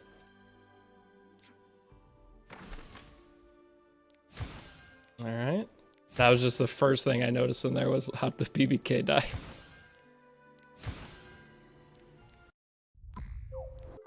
Now I forgot what we were doing as well, is the problem. Going through story? I guess we'll clear some more story while we're waiting. Hi, new here. I watched your guide on YouTube for Epic 7. I just want to express my gratitude. Your videos made it easier for you to progress and have more fun playing. That's my goal with them. I'm glad they helped you. I love this game. Sometimes. But my ultimate thing with the whole guide series was trying to get people to come in and experience the game. And overall, all I was going to do ML5 tier list. True. That's what we're working on. But I wanted to try to do what I could to grow the game, because this game is my life. Honestly, it's what I do for work. It's what I used to do in most of my free time. It's the communities I hang out with. I go and used to watch streamers play PvP. It was my life. So I was like, how could I potentially create something that will help make this game potentially bigger? And that was what happened. And it ended up making me bigger at the same time. So it was a win-win. I grew as a creator tremendously from it. I did not think it'd have the success it did. So tier list. Nice. Crazy got me in the game 2 years ago. I'm still playing. Yeah. I wonder how many people I've actually gotten into the game, because that has to be a crazy number. Hopefully I can do the same with the Theater Restart though. And then that game actually end up being what I think it can be.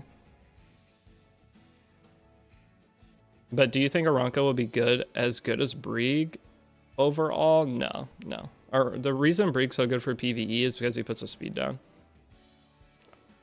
At least 10k from YouTube vids, not gonna lie. Oh, more than 10k. How many people have gotten in the game? Like my episode 1 guide series for each different one I've made, combined total views is like 700 million. Or sorry, 700,000? 700 million, yeah. There's gotta be quite a few people. What is the Theater Restart, and is the art good? The art, I like the art of it. I think the art is... It's like more MiHoYo style, but not MiHoYo style. I don't know. I'll have a video up on it soon. I keep saying that, and I haven't finished it yet, but I will have a video over Theater Restart, multiple videos up in the near future. So I guess while that's in the background, we could make the tier list. I think Mr. Pokey will be the him of E7. So what usually happens with the whole some creator gets in Epic 7 is they'll play it, then they'll get bored. So Mr. Pokey will enjoy the first experience, getting their account built up, go start playing PvP, and slowly fade out of the game. That's one of the like bad parts about like whenever one of these people come in and dominate the space, because E7's a small group. And I love Mr. Pokey. He's been super helpful, suggesting like the game, getting a bunch of people into the game, but he's streaming it a lot of hours, which is killing every other streamer's potential to grow during this update. They're growing, but their viewership is lower. So like this is the time that every Epic 7 creator is like super excited. They're like, oh, this is my chance to grow. We're going to be doing good. And then when Mr. Pokey's live and I see the other people, their viewership is literally half. So he's drowning all the people who are consistent Epic 7 streamers. Me, I don't know. I don't stream enough for my average viewers to matter, but like anytime he's live and I go look at the other streamers, if he's not live, that streamer has 250 viewers. If Pokey's live, they have 130. So he's kind of drowning our community here. I love that he's here and playing the game, but yeah, he's kind of hurting some of the streamers, but overall he's doing more good for the community. HXR, the gateway drug for E7, it is. But the thing with Mr. Pokey, do I think he's going to be the like him of E7? I don't know what you mean by that. I think he will be just like Lakari, play the game, enjoy it for a bit, and then slowly fall to the point where you just play it casually here or there. He may end up quitting it altogether. You never know. But he's having a ton of fun right now, and it's awesome to see. Seeing someone actually enjoy a game is always so much more fun to watch than seeing somebody not enjoy a game. I guess that's what I'm trying to get with that. But that is one thing that I'm seeing other creators that were growing. Lakari's still playing actively, yeah, but he doesn't stream it. That's where I'm curious about Mr. Pokey, how much he'll stream it. Dude, quick math, what are the odds of me pulling a 4th ML Luna with the sticket? I mean, what are there? 655 ML5s or something like that? 23, 1 in 23? So you're looking at a 4% chance? Something math around there, I don't know. I don't know how many ML5s are in the game. Alright. Clear a couple things of story while I get the gearing system for Theory Restart is pretty much the exact same. It's almost the exact same as Epic 7. Does Tyria not have gear on? No, she does. I just have the wrong team. Because I'm in a... There we go. So I want Brieg back. Still nice to see the wave when it does go by, give E7 the spotlight again. Yeah, I'm super glad he's here. I'm not saying like he's doing any bad. It's just a couple, like there's some creators that would be having a lot more success right now that aren't getting it because of that. And it's kind of sucks to see, but it's good at the same time because you got so many people into the game. So it's like you open a restaurant and then you have another restaurant open next to you that's super busy that people, so that's a whole streaming thing. You have a restaurant that's already established, it's doing okay. And then you have the super nice restaurant moving nearby that is constantly full. People go to the restaurant, that restaurant's full, so you get a little trickle down effect a little bit, but primarily most people are going to that big restaurant.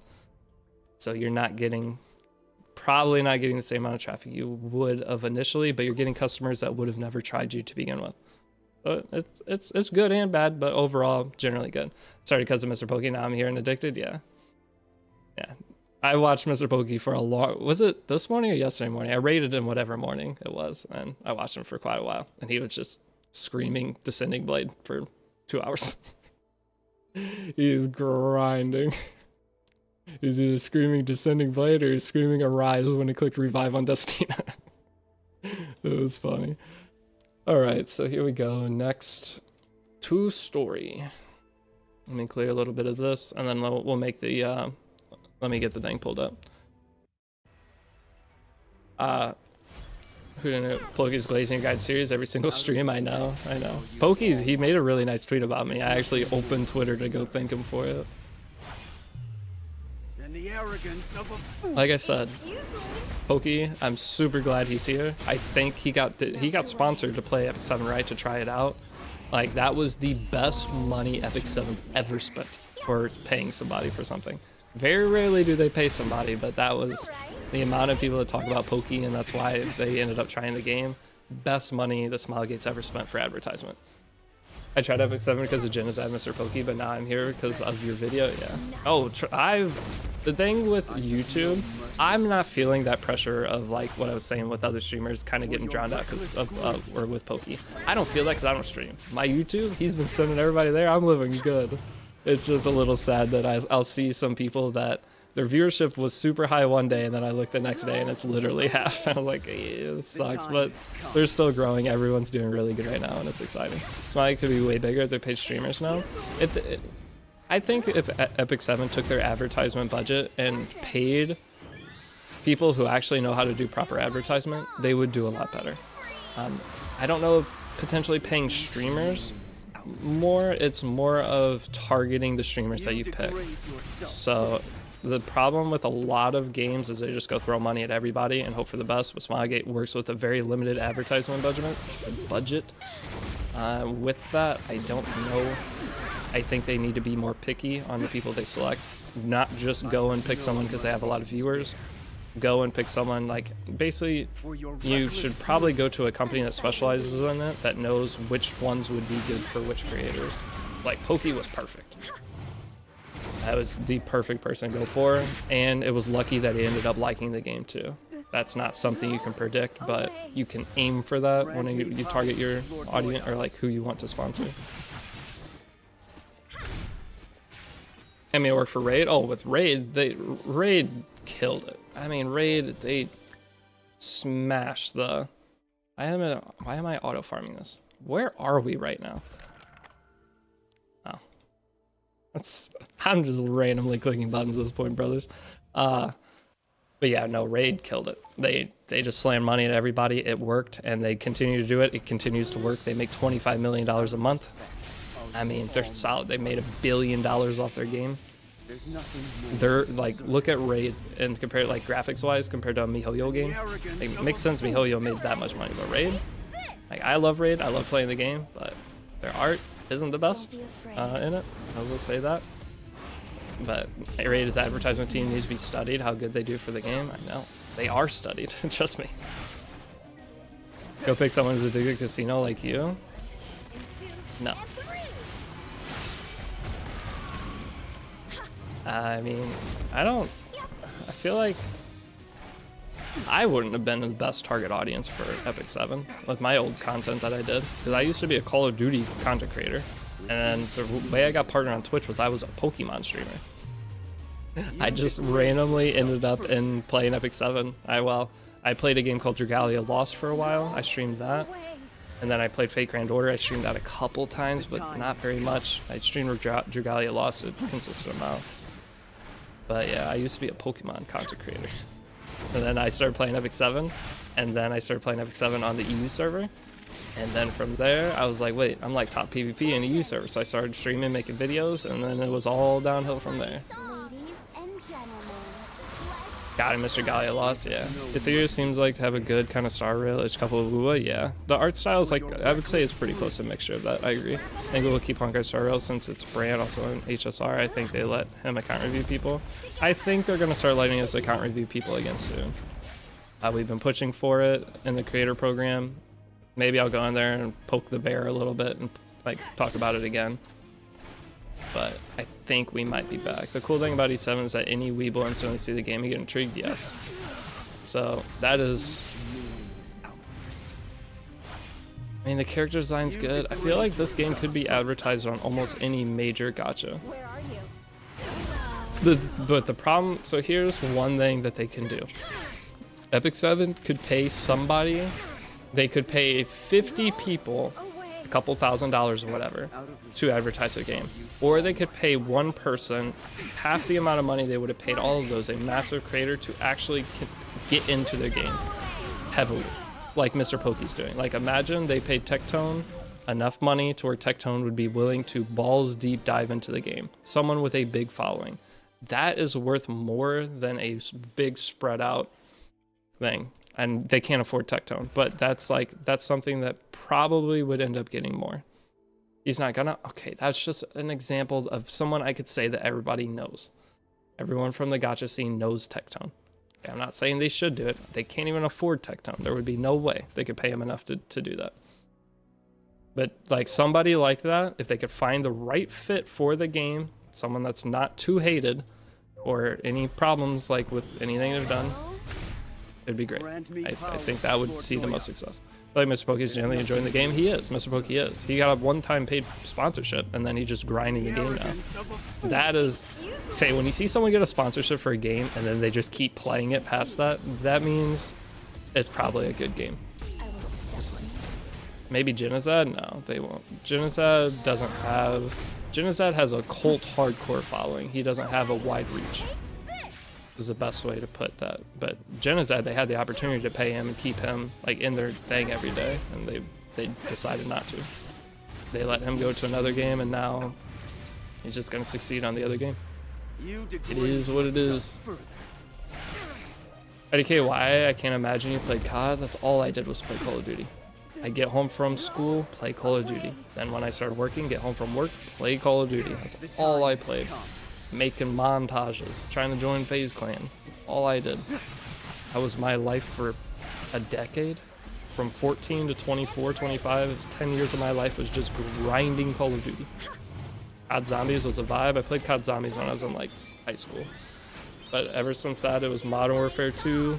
Played the new game that came out for the year for like a month or two. Go back to Modern Warfare 2. Played Modern Warfare 2 for 10 years. I had 3.5 years of playtime. Years of playtime.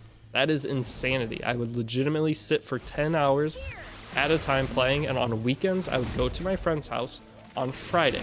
I would stay up until Sunday night, didn't sleep the whole time, drive home, go to bed, wake up, go to school. Almost every Friday I did that. I wouldn't sleep an hour. I would stay up from Friday to Sunday afternoon. That was my life. That was my favorite thing in the world, and I probably am going to have like brain issues and things like that from that. Because that had to have probably why I struggle so much to keep one consistent thought process anymore. I guarantee I'll have some kind of neural, how do you ever say the word, issues in the future. Because that could not have been good staring at a screen with, and like you have the dopamine rushes, ups and downs, because like when you're about to hit a clip, like you kill 3 people in a row, or you hit a 4 or 5, or you're on a 4 multi, you shoot for the 5th, multi-kill, killing people super fast. The dopamine rushes from that, back when I first started, when getting nukes was exciting. Getting close to a nuke, having your heart rate go to like 160 for a good 5-minute period, see if you get it or not. I had to have cooked my body from that. Pokey is honest when you enjoy something, like player base doesn't hound him about it. Yeah, I don't know too much about Pokey so far. I knew of him, I'd heard his name before, but I didn't even know what games he played. I just knew he was a gacha gamer. But White Base Jenny gives E7 a good amount of screen time still. He just doesn't stream in E7 category. Yeah, I know he still plays. I see a lot of time there's a thumbnail of the stream when you go by. I'll see Epic 7 open with Wua like in the background or whatever other game he's playing. I used to go to midnight release for COD good times as a headquarter gamer. Yeah, I never really played headquarters.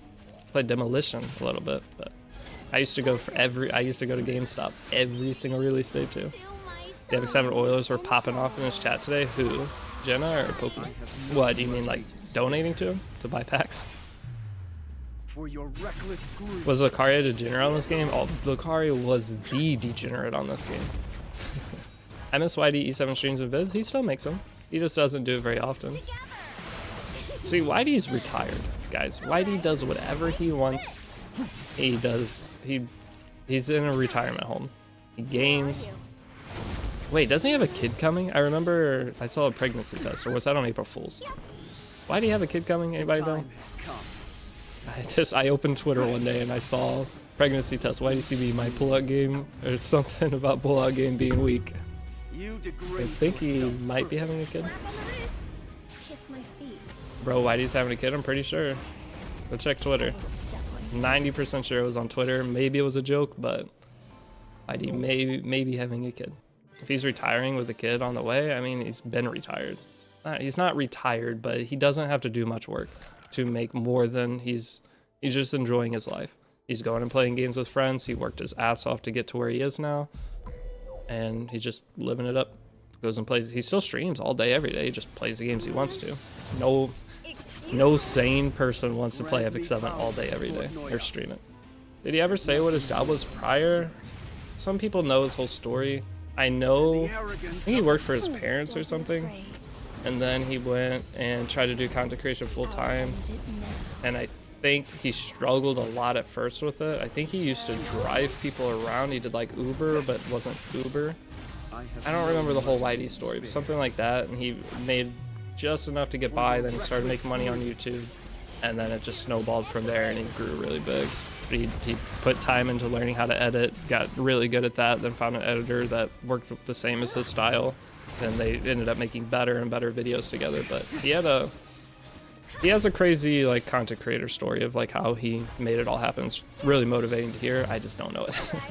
I remember I was motivated when I initially heard it. I remember little tidbits. But you play any games besides Epic 7? I play Raid Shadow Legends. I play Honkai Star Rail, Wuthering Waves. All these games are on the back burner right now, not playing right now.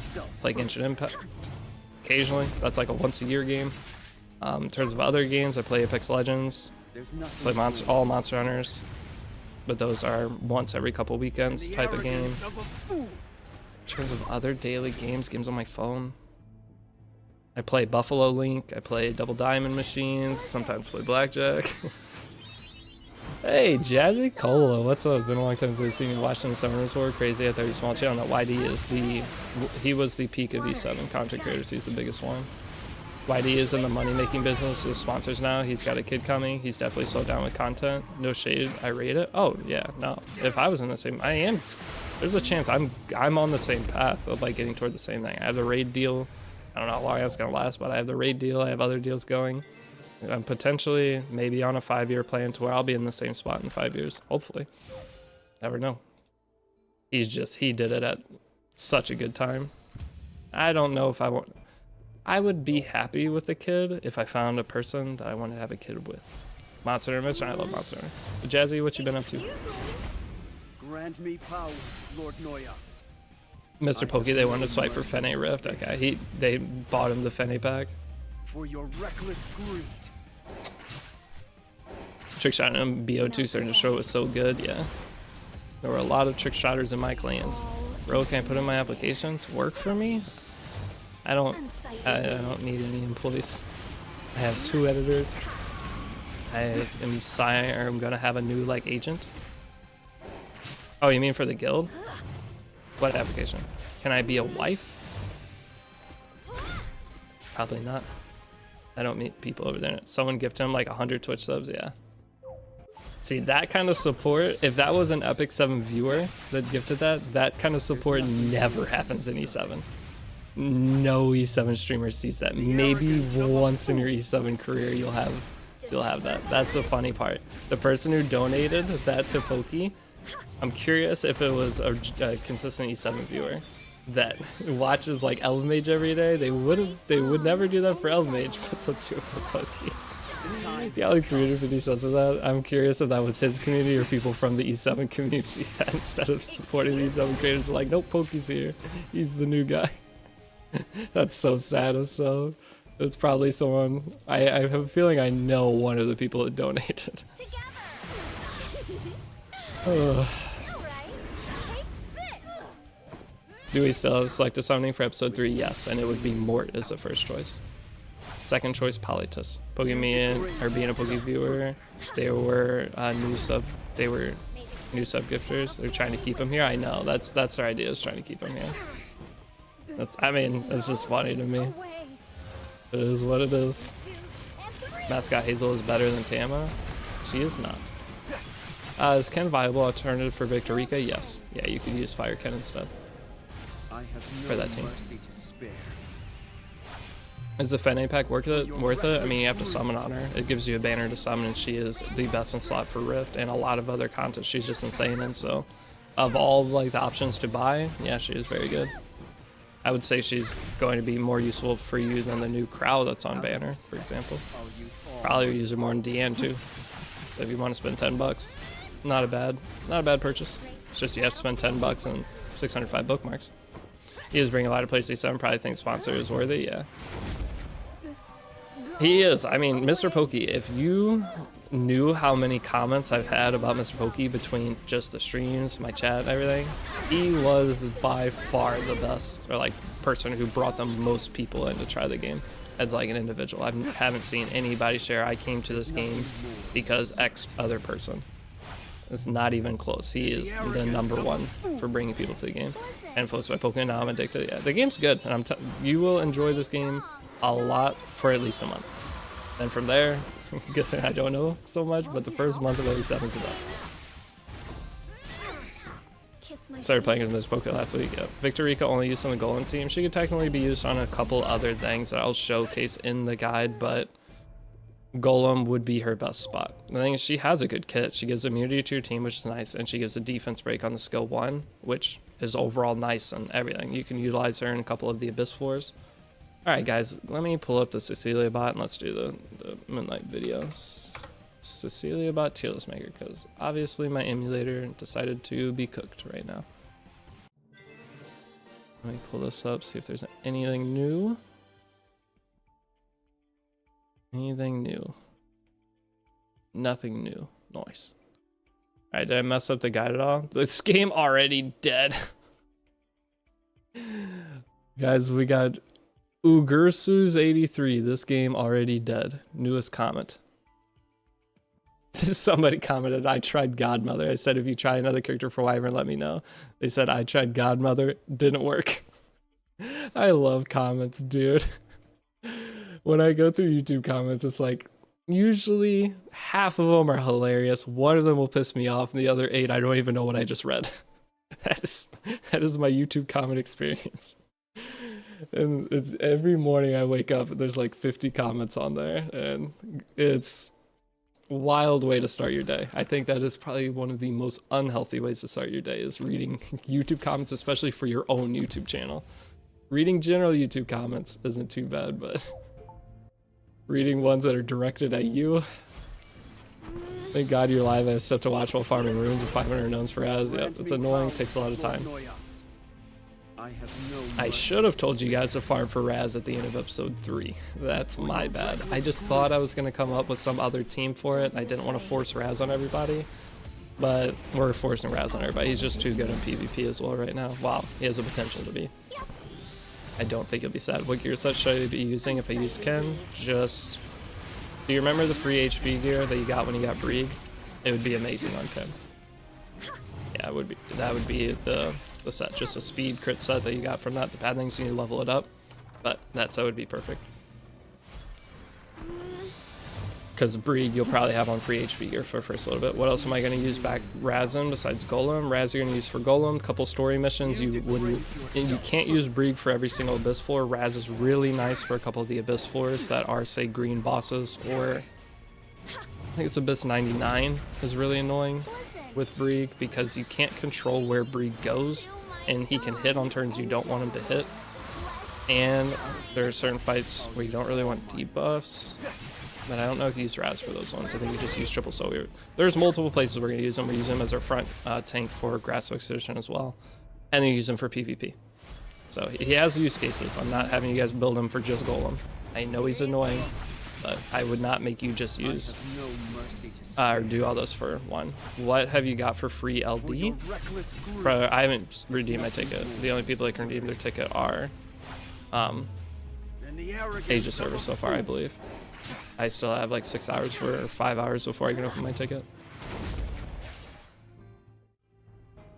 You're talking about LD. I'm guessing you're from Summoner's War. You're asking about the Moonlight 5 ticket. Okay, so we're going to go ahead and work on a ML5 tier list. Agreed? So let me move my chats over. Let me pause the music. And let me hide this, put this on. Alright, can you guys guide me through a Moonlight 5 tier list? Or no? Go up here. We want to change this over to show name, show grade. Okay, and then we want to filter 5-star MLs. There you go.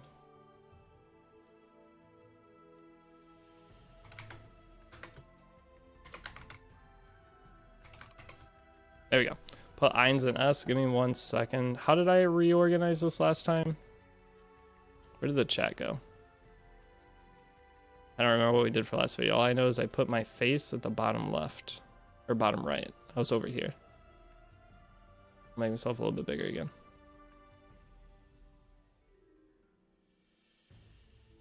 How big? Here? Pretty good. Number 1 MLK on. Hey, Mr. Toe Lover. Hello. Godmother Nestor. Godmother's not an ML5, brother. Sorry to tell you. Would you recommend getting Abyssal Crown from your artifact if you have Arceti? Yes, I would. That would be the number 1 artifact for her from the tickets. For a new player, how long does it take to pity a Mystic Banner? A new player, probably within the first month. Right? First month. If you refresh Skystones, do all your Abyss stuff. Not all of it, but a lot of your Abyss stuff. Get all your Mystic from the Moonlight Theater. Then just journal clearing, doing a little bit of Guild Wars, plus refreshing some Skystones. I think you could do it. I got so many in my friends list today. Many stopped playing. Yeah, my friends list is like half dead. But I'm never going to remove the friends on the friends list because when I log in, I get to see them. She's not. Put chat below. Put chat below. Down here? Didn't we put it like here last time? Wasn't it this? I can't kill my expeditions. We'll be making expedition teams. I think the part 6. Part 6 is expeditions. I'll like make a little note of all the plans I have for, because next episode's beating chapter 3, making Banshee team and clearing that. Then it's chapter 4 plus expedition teams, getting your Camilla built up and everything. And then from there, it's starting your PvP characters. But I don't know how I'm gonna incorporate that into the guide. I still have a lot of planning to do. The next 2 episodes are easy, but past the next 2 episodes of guide, I'm clueless. I have to figure it out as we go. D tier definitely needs to be least coomable.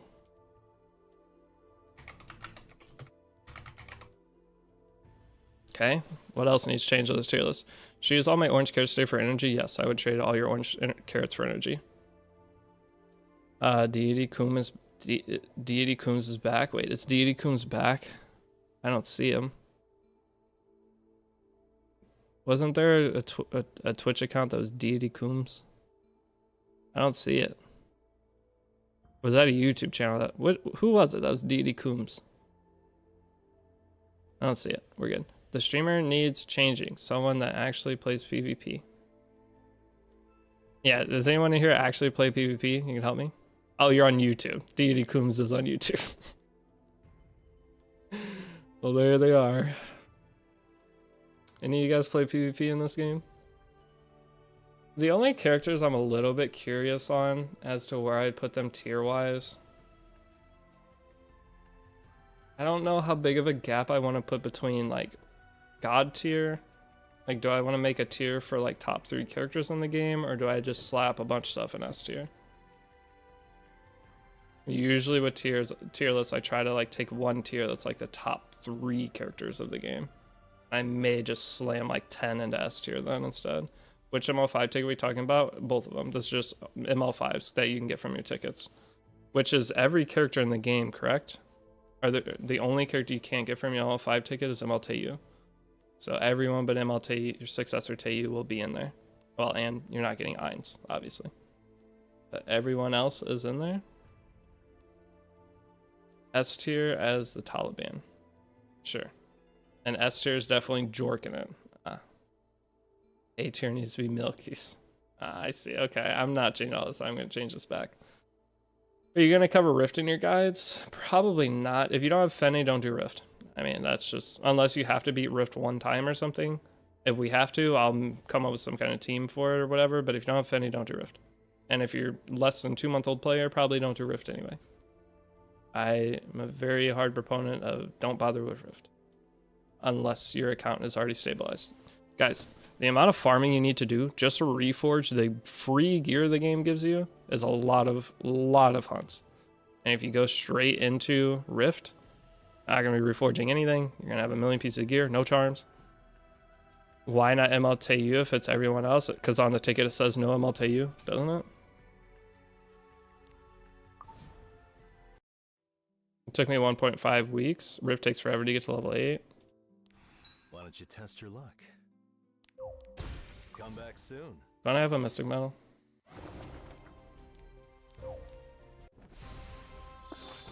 Tough.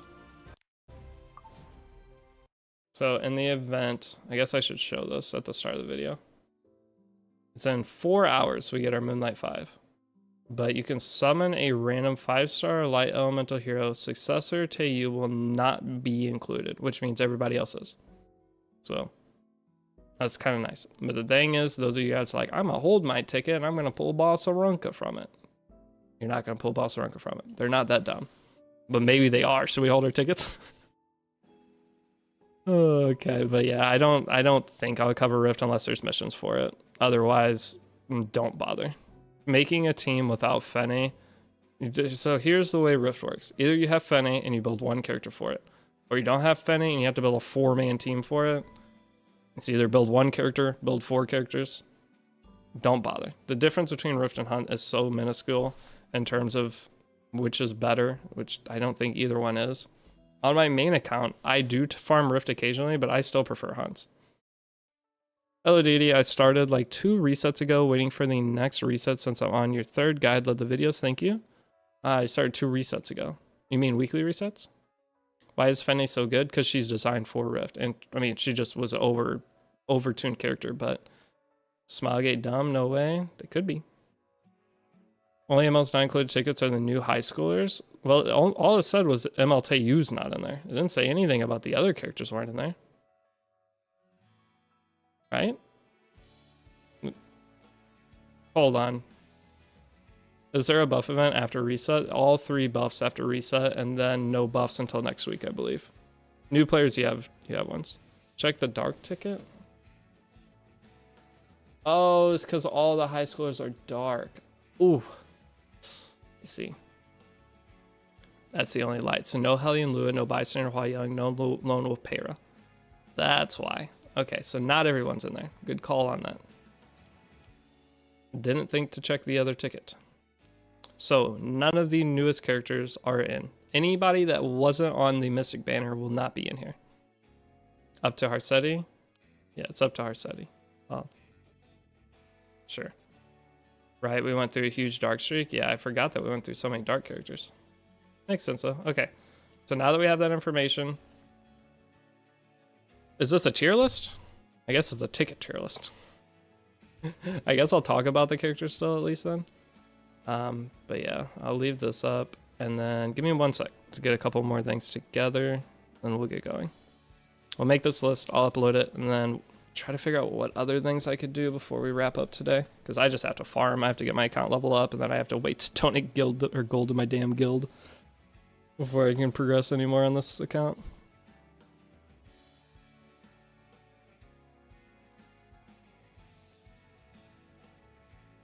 It's a hype tier list, yeah. Are you only doing light heroes? No, I'm not going to be that guy that makes 2 different YouTube videos for this. I'll just make one and people can reference it from... Like, yes, I could min-max my profits of making 2 videos, but I'm not that guy. Not doing it. Unless, wait, should I make an extra $43.87? We only cover light characters? Are we going to do the specialty change for Clary? Probably not, no.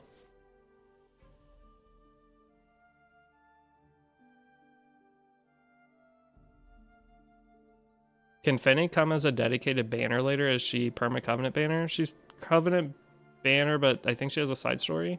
But the side story won't come until Rift's ending, so the only way to open her banner is, what's it called? But what if you actually did? I won't. I'll just do 1 video. That's 1 spin at slots. True. Hold up a second. Now you're talking. Oh my god, I had one of the funniest messages this morning talking about YouTube comments. Give me 1 sec.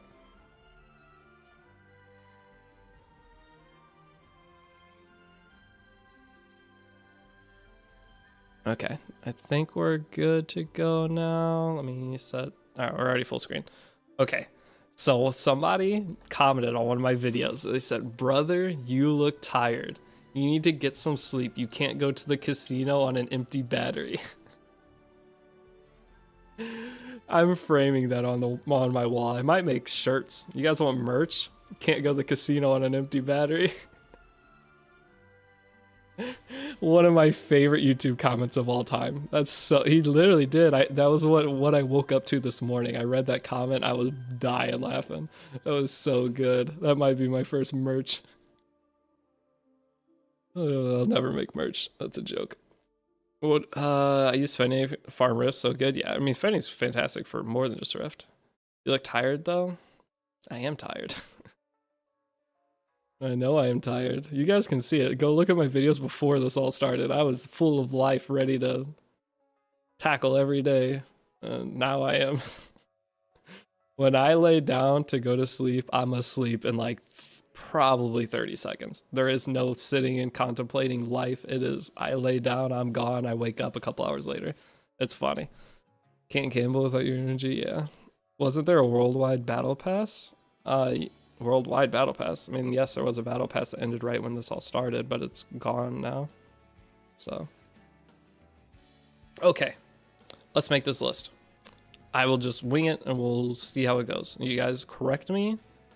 Those sleeps said different. That's every sleep. I can sleep anywhere too. I could lay down right now. I have to be laying down.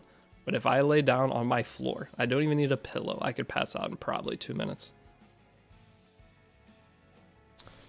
Could you link the tier list maker you're using? Cecilia bot, I guess. I don't know how to link it, but I'll link it after I'm done. I already disagree with your list. Why is S tier empty?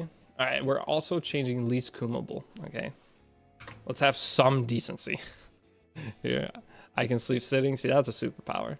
Sleeping sitting is scary though. I'm glad my body won't let me do it because I'd fall asleep while driving. That is one of the scariest things. When I'm tired and I'm sitting, I will not fall asleep, meaning that I can drive dead tired and it won't matter. But yeah, those of you guys that can fall asleep while you're sitting down, be careful. Okay, so let's go ahead and start recording.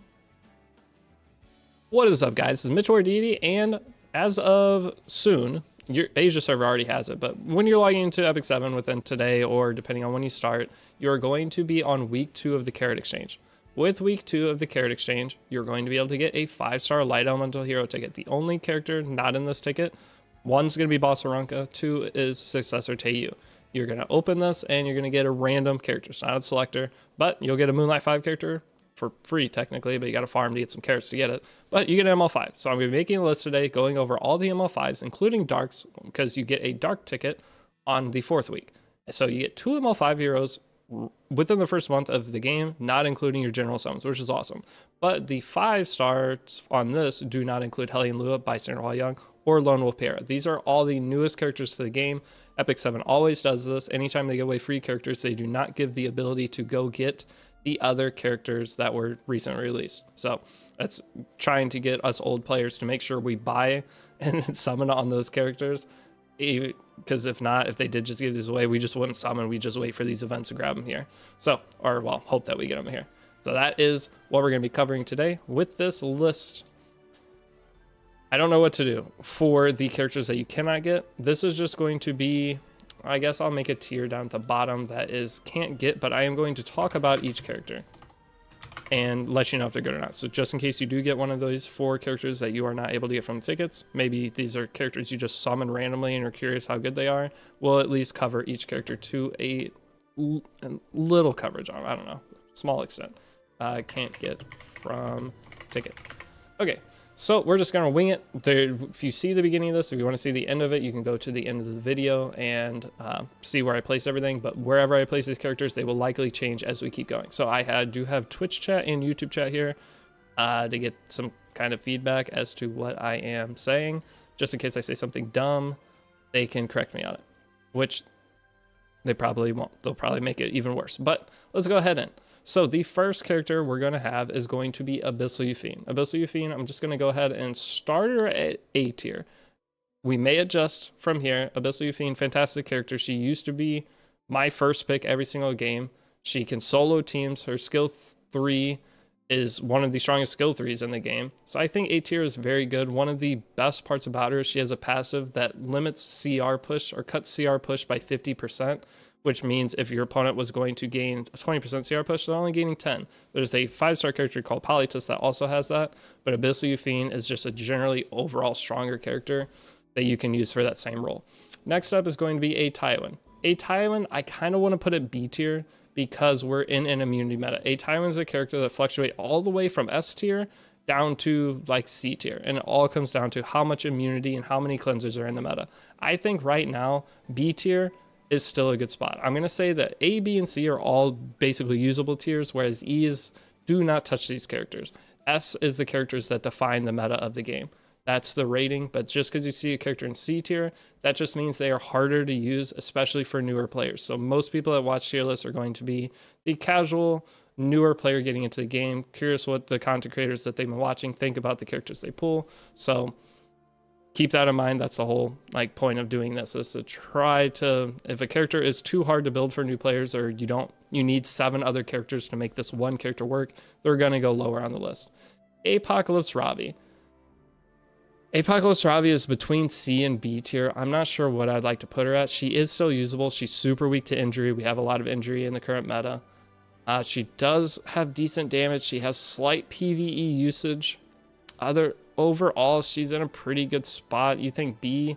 I feel like if you're a new player, she does have a lot of potential that you could end up using. So you won't have all the other options, and having a super tanky character that can also revive could be really nice for a new player. So I think Apoc Ravi, we can put it B just from that perspective.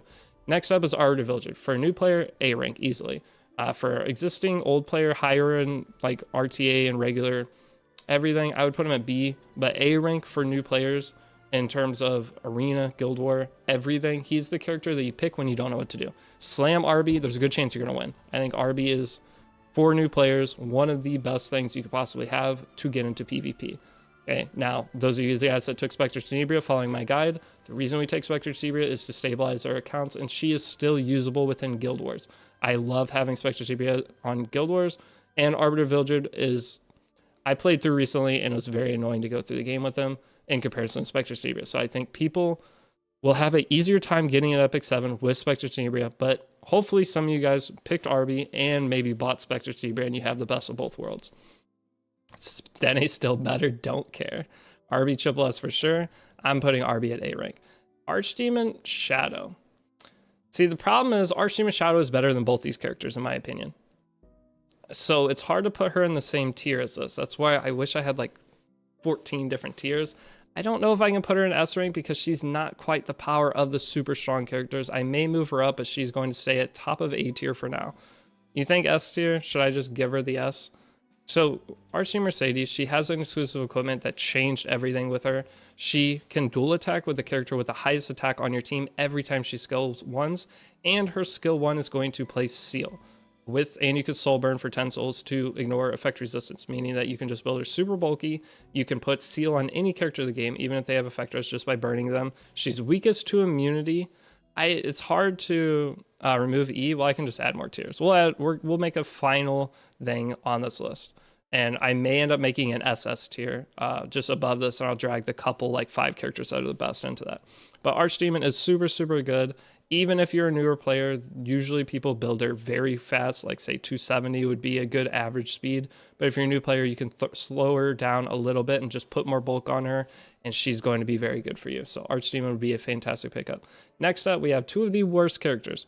Architect Leica, I don't think she's in a good spot. I am sorry. She came out, she was really strong for a while, and then she became a 4th, 5th pick. The problem is she's not fast enough, and she has a non-attack skill, meaning that you can only pick her late draft. And there's better characters you can pick late draft. If you wanted to truly use her, probably could, but I don't suggest putting anything resource-wise into her until we see a buff in the future. Another thing, I mention this every video, characters get a buff every 6 weeks. Or there's a buff patch every 6 weeks, which random characters that they decide on that are getting less use will get some kind of buff. So every time you have a bad character, you could potentially, there's no D tier. But yeah, we gotta separate. I don't know how there's no D. Okay, you're distracting me. But either way, characters get buffed. Don't be sad you have these characters, or try not to be sad, because in 4 months from now, this may be one of the strongest characters in the game. Now, Astromancer Elena, same situation. Astromancer Elena, she was built to try to counter counterattacks, right? She was supposed to stop counterattacks, and now we have Mort. So we have a free 5-star character that just does everything that she does better. She has no purpose in the game whatsoever right now. I see her being on like the top of the list of characters to get some kind of rework, and that would be amazing. Next up, Bellion. I'm going to go ahead and put Bellion top of A. I Bellion's amazing. She prevents your opponent from getting souls. She can do infinite damage. She might deserve S. I need to just make the double S tier. Let's just go ahead and make double S, because this is a little hard to do without a double S tier. Because there needs to be a, maybe C tier shouldn't even exist actually.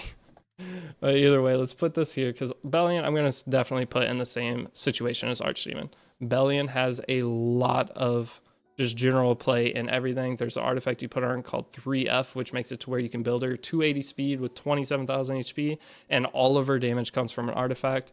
But overall, her main use case for the long life of the game is going to be to stop players who are playing fast and trying to kill you on the first turn by taking away their souls. Okay, move SS up. Oh my goodness. It won't go up. That was. There we go. Bro is tired. Don't want to hear it. Okay, next up, Blood Moon Haste. He's going to go A tier. Potentially one of the best revivers in the game. If a character dies, he's going to give the rest of your team a shield and immunity, and it's a massive shield, and it's also going to give him a buff, making it to where his skill 3 does infinite damage, and if he kills somebody with that skill 3, it's going to revive your whole team. Super good character. He, again, another character that was unbelievably strong, say 6 months ago. Definitely easier to deal with, but still really good. Next up, we have Boss Aranka. This character, I don't know. She is not out yet, and she's not available from the ticket, so we don't need to talk about her. But she looks very strong, so we'll see. I will be pulling her and testing her on my main account, and that's all we'll cover about that for today. If you're curious on Boss Aranka, did I ever make a video on her? I think I did. I'm pretty sure I did. Probably not. All right, next up, Briar Witch Cesaria. I'm going to throw her in S. Briar Witch Cesaria is going to be a character that can be built either super fast or just general medium speed, but the main selling point of Briar Witch Cesaria is she prevents revive. So we were just talking about Arbiter Vildred and Blood Moon Haste. Both these characters revive. If there is a Briar Witch Cesaria on the board, it will not let anybody get any kind of revive. Now, one thing you have to worry about that is if you use Briar Witch Cesaria, it'll stop your own revive. So you do not pick Briar Witch Cesaria plus Arbiter Vildred in the same team. You will be sad. Okay, next up, Bystander Hua Young. I'm going to give her S rank too. She cannot be debuffed. She's super nice in terms of just self-sustainability. You can put her on Sigurd Scythe. She'll stay alive. Very good character overall, and decently new player friendly to build a usable one. But the main Bystander Hua Youngs you see are going to be insanely high gear score that you see performing to a high level. Closer Charles A. Closer Charles not getting A. Closer Charles is getting B at best. Closer Charles, for new players especially, super hard to gear, and you're just better off picking other characters in almost every single scenario. Closer Charles, I don't even know if he deserves B. I would say Closer Charles potentially C. His new buff is decent, but why would you ever use him? B for best unit in the game. Eco-friendly streamer, wait, what am I doing? Am I saving energy? You still have to pay your honor and dignity every time you draft him? True. Neither is Hellion Lure or Lone Wolf. Yeah, you can't pick, oh, you can't pick Wall. Oh god, okay. Alright, Commander Pavel. I'm going to put him at C tier. The only place you'd ever use Commander Pavel is farming. He is usable. He is nice. I use him to speed farm on my main account. Otherwise, you're not going to be able to use him in PvP very effectively. I don't think really at all. There's, again, better characters you could pick, but he is really nice for PvE speed farming. Next up, Conqueror Liz. I'm going to put her at A rank. Alright, Conqueror Liz I think is fantastic. She does give you an opener as a new player, but she is outsped by all the other characters in the game. She has too low of a base speed. She does give Vigor buff, which pairs well with New Crow, and it pairs well with everything. She can provoke and strip the opponent, but hard to play her with all the other characters in the game right now. But I'll still give her at least an A, because as a new player, if you have a Conqueror Lilius, you can put her on better gear, or your best, fastest gear, and at least gives you an opening character, because nobody as a new player has like a set opening character that the game gives, and that's where she could be boosted up a little bit, because she's not bad. Boss Aranka or Seti for PvP, either one, they're both insane. All right, next up, we may move Conk down. It's just going to depend on the other openers. Dark Corvus, can I give Dark Corvus C? With how much injury and everything's in the game, Dark Corvus is hard to give any higher than that, but he's still a force bane in RTA if your opponent picks up like a potato, and he's really nice for Guild Wars. I'll give him a B. I think a B for Dark Horus. As a new player, you just throw free HP set on him, he's going to be fantastic. You can win a bunch of your Guild War fights. As long as you don't pick him into injury, Dark Horus deals HP equal to, or deals damage equal to his max HP. You don't have to build crit rate, crit damage, just build him as tanky as possible, maybe a little effect resistance, and then you just do a tensile soul burn, he bops. And he extincts too, which is really nice. So if you're a new player, having a character with extinction is very helpful. Death Dealer Ray is first double S character of the video, okay? So Death Dealer Ray, we all get him for free from Moonlight Blessing 2. As you clear through Chapter 2 story and watch all of the Moonlight or Fallen Lands, you can get Death Dealer Ray. He's been triple S in my opinion for, 2 years now? He does have a lot of counters that are coming out and he keeps getting more and more, yet he is still in almost every draft that you see. He will either be banned or pre-banned or picked from one of the other sides. So he is unbelievable and always will be. Desert Jewel Bazaar, I know he's getting more use now that Tori is a thing. I know people are trying to force him, but he does not deserve the same tier as that. Desert Jewel Bazaar, he's a good cleanser. He CR pushes. He has low base speed though. And he has barrier inversion. So barrier inversion, depending on how big their barrier is, you do damage equal to that amount. So if they have 5,000 HP barrier, it'll take away the barrier and deal 5,000 damage to them. It has some nice things, especially with Tori being in the meta. But as a new player, gear-wise, he is extremely hard to gear. He takes insane gear score. Is this PvP or PvE? ML5s are PvP characters.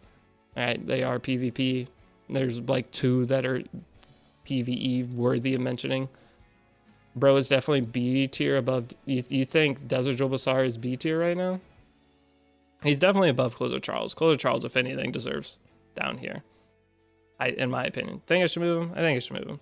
APOC Robbie, though, I think APOC Robbie, if you go and watch any RTA match, 4th, 5th pick, a lot of the characters people do end up picking, they could pick APOC Robbie in that spot and it would win. It's just APOC Robbie's not the preferred choice anymore because there's too many other good characters that are safer. APOC Robbie used to be a super safe character, but I still think APOC Robbie could be used in a lot of 4th, 5th pick situations. But people that we watch on Twitch and everything we have every ML5. So we're going to take the other ones instead, or whatever limited character. But a new player having APOC, I think, is super nice. And then injury scares her away. Yeah, but if you have Death Dealer Ray and on your 4th, 5th pick, there are a lot more opportunities than you would originally think for picking APOC Robbie. So I'm trying to give the highest benefit of the doubt for the character. I don't know what I'm trying to say with that, but in case they are potentially usable, I don't want people to think that every character in this game is bad because they're not. It's just certain characters outshine others. Designer a little bit, she deserves S. APOC is definitely not C. I think she'd be. B is fine. Okay. Now Designer a little bit, she cleanses. She's one of the better cleansing picks you can do. She just got a buff. She does insane damage under skill 3. It's 50% defense penetration on an AoE attack. And she gives herself defense buff, and she's a defense scaler if she takes debuffs. Super annoying character to fight. Definitely think deserves us. Let me know if you guys think differently. The thing is, you can also put her on survivability artifacts such as Golden Rose, which means she just stays alive for a long course of the fight. I think she's solid. There are characters that do counter her. I mean, Imperial Ilnav completely reshapes the meta in terms of what you can pick. She can be okay into her still. But the thing is, Imperial Ilnav affects like half the characters on this list to make them 5 times worse. So if there's no Imperial Ilnav on the board, a lot of these characters would be crazy good. All right, so Dragon Bride Senya. Do you think she deserves double S? I don't think so. All right, Dragon Bride Senya, Sue's still super good. She protects your backline character. If your opponent doesn't have Imperial Ilnav, she can hit the enemy for like 20,000+ damage on every single character. And she's a crazy tank. You don't have to build anything but bulk on her, and she provides the backline unit of your team with the shield to fall below 50% HP. Super strong character. I think she deserves S. How is a tier list with these two? How is AU A tier with these two or S tier? Because AU Fiend is easy to fight. Mellow. How is AU Fiend A tier but these two S tier? Which two? I would prefer to use Archdemon Shadow over Abyssal Fiend, yeah? Or does Abyssal Fiend need to be dragged up? There wasn't an SS tier before, okay? We're going through, we're going to readjust everything. If you could make a case for AU Fiend, you think AU Fiend, I see more Designer Little Bits and Bryce Areas and all of these characters I do AU Fiend. Okay? The two you just put AU Fiend as staple anti-cleave unit? Yeah? So she deserves higher? I see all these characters more than this. Again, this is my perspective from the games I've played.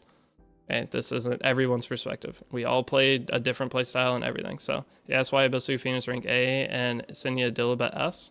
Oh, well, I just added S tier. So the first character I did was Abyssal Fiend. I haven't retouched it since. So Abyssal Fiend, I could happily move it up. But then Blood Moon Haste almost goes up. I feel like these two are the same tier. Does it really matter? The difference between S tier and A tier? They're both still good. You're nitpicking early pick automatically, it's higher tier. True. I agree on that. But early pick, it's higher tier. I'd probably move Briar down then. But I guess I could put her S. I mean, Abyssal Fiend's great. I said she was great. Calling the A plus tier, dude, the whole tier thing. If a character is an S tier or A tier, basically the same thing. I was nitpicking, any critique? I mean, an S tier and A tier character, that's the same thing. There's 5 tiers. All right, they're basically the same. They make them single tier. Oh my gosh, I hate all of you. Dragon King Shroon can go, how's their new buff? Dragon King Shroon. And combine the tier, I just uncombine the tier. All right, you guys are turds. We're gonna ignore this. We're just gonna make the list. If the character is anywhere above A rank or above, they're probably a solid character. We don't need to go into the super intricate details of this one is 1% better than this one. These are new players watching this video. They're just trying to see if a character is decently usable or not. It doesn't matter how 1% difference between the two tiers. We're not going that balls deep. We're just gonna say if the character's good or not. Okay, that's what new players want. They've been asking me to make videos like this. You're ruining the video. Next up, we have Dragon King Shroon. How's her buff? I love Dragon King Shroon. I used to pick her almost every single game. She can fight death through the ray, which I love. 50-50 fight death through the ray, but she has a new buff that is it better? I don't know if it's better. I feel like she's literally the same character. She's just in a decent spot, and she counters a couple annoying characters, and I think she's going to end up maybe going up a tier with the new Renak getting buffed. Or, well, coming out, Renek stuns herself, which Dragon King Shroon procs off stuns or sleeps, gives herself Cascade, and then has a skill 3 that pushes back and puts debuffs on the opponent. So I think Dragon King Shroon is going to be at least A tier. I love having her on a new account. One of the, I don't remember which account it was. I think it was the challenge account I did, where I tried to get Masters in 5 days. I had her there, and it was amazing. What if we made 2 tiers, A+? Okay, Mel, you're just ruining the video. Next up, we have Imperial Ilinef. She's double S tier. She is one of the defining characters in the meta. She does 50% pen reduction in damage. So if a character penetrates 100% of your defense, she's going to cut that down to 50%. She makes it to where all your characters stay alive. Don't worry, your videos are in before I got here. All right, Mello, you're not even in the Discord. Honestly, you should be banned in here since you can't deal with Coolette for 2 seconds. All right, next up, Eternal Wanderer Ludwig. B tier. Are you guys crazy? A tier? Illy, triple S for sure. She's definitely highest tier. I think Internal Wanderer Ludwig got to be at least A, potentially S tier. I was joking on the B tier. B defo. I think for A, I think A tier. You guys think B, has he fallen that far? I mean, you guys still use him in Arena and Guild Wars, right? I think he's got to be A or S. You guys still, this isn't just an RTA tier list. This is for like all content. I think it's got to be A tier. A, but hard to gear. Yeah, but he's super strong. I think a lot of you guys still use him in your Arena / Guild War teams, for sure. Basar is trash, I know. Basar, we gave him B tier because he's a cleanse. He can be useful for new players. Okay. This isn't a legend player tier list. This is a tier list of people getting into the game, pulling a character. Could they be usable? That's what we're trying to accomplish here. What is the chance of them using them? That's the tier they're in. It's not they're the craziest character in the game, but new players are going to be able to utilize characters in that tier. Okay, so Faithless Lidica, I think Faithless Lidica is going all the way to U tier. Agreed? I think Faithless Lidica, I don't see any new players should put any effort into building her. She does not have the base speed to compete, and Fire Lidica is just better. You think C? I mean, she is better than Astromancer, Ellen, Lena for sure. And Architect, I think Architect Leica is better than Faithless Lidica though right now. You would pick Architect Leica more on 4th, 5th pick than you would pick Faithless Lidica anywhere in a draft. I think Architect Leica would technically deserve to C tier then too. Right? You would never pick Faithless Lidica for any reason. Unless there's an Amiki and your opponent didn't pick speed. I would pick Architect Leica way more often. But I'll agree with you guys. I mean, she is playable. If you want, you can try to build her fast, but you're going to get outsped by everything in the game because she has too low base speed. All right, next up, Fallen Cecilia. How is her buff? right? How is Fawn Cecilia buffed? Is she that? I feel like she's S, but people are first picking her. I've seen a lot of success with her. She could potentially be scooping up into double S. As she's in between the two. I still think Imperial Onev is better and more consistent, but Fawn Cecilia, fantastic new buff. It was overwhelming or underwhelming at best, according to Light at least, for Fawn Cecilia. You think overrated? See, I have people saying they love her and people they don't. Okay, so one thing with this is we just had a balance patch last week where multiple characters got changed. So there's still some characters up in the air, but I want to get this video up because you guys are going to be looking this up to see whether your character is good or not with the tickets. So just know some of the things in here are a little up in the air. Next up, with Fawn Cecilia, though, we have complete mixed opinions, though. You think lower S? She's either top of S or bottom of SS. Okay, let's put her top of S. I can agree with that. Do you think she's better than Dragon Bright Senya, though? I don't think so.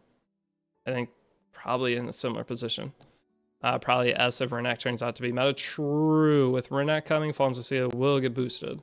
That is true. All right, Harseti, double S. I mean, she's using every single type of PvP content. One of the most annoying characters in the game for everyone. She's actually made more people quit Epic 7 than people that have started Epic 7 with this new update. Harseti is probably the most hated character of all time. She's insanely good. She turns everybody's speed to be the same. Next up, we have Hellion Lua. She's got to be the same spot as Briar Witch, right? Hellion Lua is really nice.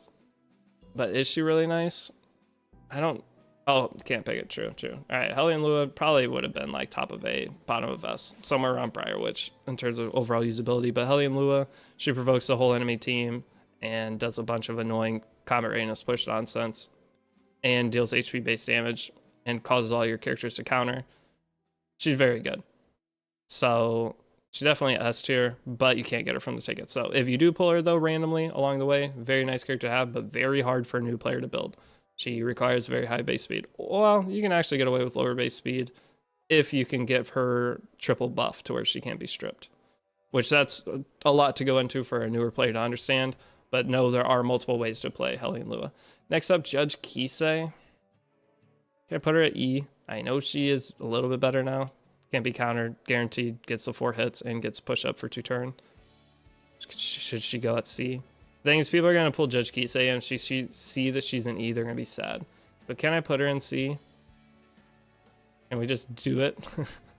What tier list are we making now? For people who are pulling, like new players, they're going to be getting their tickets tomorrow. I'm just making like a general list as to what I think of the characters and what you guys think too. So I'm trying to get you guys' inputs. It's like a community tier list. And I'm trying to talk about each character a little bit, so if anyone wants to watch, they can hear what I think about the character. All right, what about Last Order Crown S tier? He resets your whole team now, he gives immunity buff, and he deals a ton of damage, and he mitigates damage of AoE attacks. Overall, just general, super nice support tank. And he can do a lot of damage. I don't know if he deserves S. Probably deserves S. I feel like I could use him every single game in a certain playstyle. He's got to deserve S. Not double S, but definitely high S. Agreed? She's usable in story? True. Alright, next up, Lionheart Sirmia. I want to put her here. Sirmia C. I think B. You guys think C? She's that far down? LHC is C. Alright, I mean, you guys, I think for new players getting into the game, all of you guys that are typing Lermia, it's not going to let you type it. I have that word banned. Lermia is just a bad investment at this point. She is. But the thing is, new players going into RTA are going to get cooked by her. Okay, you do realize that. People that don't know what they're doing yet, she is going to cook. Okay, I'm just letting all of you. I'm going to actually ban. I'm going to set automod to ban you guys that type it. So you'll be gone for good. For new players, she is B. I think so. I think for a new player perspective, if people see that she is C tier on a tier list, go into PvP and get cooked by her, they're going to feel LHC clap pokey hard. So Lionheart Sirmia, any of you guys that don't know, I've referred to her for years as the new player destroyer. When you're a new player and you fight a Lionheart Sirmia, you're going to get cooked because you don't know what she does, and she does really good damage, and your gear's going to suck. And she can work pretty well on not the greatest of gear. So Lionheart Sirmia, I'm going to leave it B just because she is the noob slayer. I've seen so many people when I used to do the RTA, getting into RTA series, so many comments of how do I fight Lionheart Sirmia, and she was bad back then too, but she is She's gonna get B. Next up, Little Queen Charlotte, I'm putting C. Little Queen Charlotte, new player, could potentially be B as well, because you could utilize her in Guild Wars to try to fight some dark units, but her damage just isn't there. Putting any investment into her feels really bad, so I like to push you away from trying to touch Little Queen Charlotte early on your account. I'm going to keep her there. So this is a character that you guys are going to probably fight me on. Lone Crescent Blood, I'm putting S. Okay, Lone Crescent Blood, I'm putting S because of PvE. Okay, PvE, this character is a god. As for a new player, if you get Sigurd Scythe on her, slamming through Abyss, she deserves S. This is not just a PvP tier list, this is just the overall usability of each character. Okay, if they're really good in PvP, they're going to be put higher, but this is just a general use case. Tier list like Death Dealer Ray, he has no PvE use case, but he is so strong in PvP, he's getting in the top. I need a redhead hater. I'm not ranking them based off their hair color. All right, Lone Wolf Para. I think Lone Wolf Para is she's extremely strong, guys, but you can't get her. Okay, I'll pretend about that. I forgot to use her, or that she can't be gotten, but she's really good opener. Does a lot of things for dark units. She's a general overall good support that can actually do decent damage as well at the same time. You build her 300 plus speed. Very hard for new players to gear, just like Hellion Lu. Actually, all the characters that you are not able to get from this ticket are all very hard to use. So if you're a new player and you're sad you can't get one of these characters, you probably wouldn't have been able to use them for a long time anyway. All right, next up, Maid Chloe. I'm going to go ahead and put a B. She's a reviver. You could probably get a lot of use case out of her in different PvE content because she does give attack buff as well and puts revive buff on your team. She does cleanse. She heals a pretty solid amount, but for PvE, she has a stunner, skill 1 that doesn't help at all. She's somewhere floating between B and C tier of usability. She's not great, but not unusable. So I'll go ahead and give her B. I think that's fair. Add BBK to the list. What do you think about ML MLKen's definitely better than these characters. MLK could have a B. Right? He could be B. I think that's good. Where do you get the 5-star ticket? From the carrot event? You guys think A? Oh, he does Rocking Guild War. That is true. If you have an MLK, the opponent has a certain Guild War team, he will solo the Guild War team. I think he deserves A. Defo B. I think for new players too, you need Sigurd Scythe on him for him to actually work properly. I could see it. That's pretty good. I think A is fair. All right, Mediator Cowrick, I'm going to go ahead and put A. One of the better cleansers in the game. He gives attack buff. He can do great damage even without being built on damage. I think Mediator Cowrick definitely deserves pretty high in A, actually. Definitely, he's an almost timeless character. I don't see him ever being at a point you can't pick him. So he's going to go here. Actually, A Tywin deserves up here. Why is A Tywin? A Tywin could have A tier. The current meta of the game, he's fallen a lot, but he still definitely deserves A tier. We're going to make some adjustments on this list as we go, okay? I don't know why. Tywin, we put a B before we put the S, so we need to move most of these characters up one. Navy Captain Landy, one of the most fun characters in the game. User for PvE. She can clear a bunch of Abyss floors, solo certain Abyss floors. Very nice character to have. You can use her going through story if you want. She's just fun. I'm going to put her at A. She's not anywhere near the character she used to be, but as a new player, if you can get one built up, can be super nice. She's fallen off extremely hard with characters. A bunch of characters came out that can guarantee crit, so it turned her overall usability down dramatically. But overall, I still think if you get her, you should be very happy. You're going to have fun with her. Now, the next Triple S character is New Moon Luna. She is extremely annoying to fight. It's gotten a little bit better. We've gotten some characters that have come out that help deal with her, but she has the most oppressive skill 3 in the game. It's an AoE, seal, and unbuffable. So with the seal and unbuffable, it makes all your passives turn off, and it's a non-attack skill. So an example of this, if you guys know what Celine does, Green Celine, whenever an opponent uses a non-attack skill, her passive will proc, she will attack the opponent. Whenever you're sealed, though, it will not proc. So you could rip New Moon's Luna's S3 and soul burn it, so where it ignores effect res, strip everything and land your debuffs, and then you can just click whatever skill you want from there. And she is absolutely insane, and she looks really cool in the game too. Next up, we have Operator Cigarette. She's terrible. Doesn't do enough damage. Overall, her kit just doesn't work. We thought she was getting buffed recently because she had a focus bar in one of like the testing things, but she didn't get buffed. So I would not try to put any resources into her currently. Pyrokinetic Flan, I think she deserves C. No, she deserves B. Pyrokinetic Flan would be so fun in Arena and Guild War. For people who are like newer players trying to just get into the game, climbing through Challenger and all of that. Pyrocopter Flame could be so fun. Tier list around, why? Because I put her too high? Oh, you guys want OpSig triple S. Candy S tier for PV usage, or Bologna there too. Bologna's better in Landy and PV. Bologna outshines Landy and PV by far. But what do you guys think on the Pyrocopter Flame? She's good. If you pick her right, she's good. Low-key A. Doing Golem, good luck on that. Ken is funny. Hey, I'm going to bed. Want to thank you, Thomas. Well, have a good night, dude.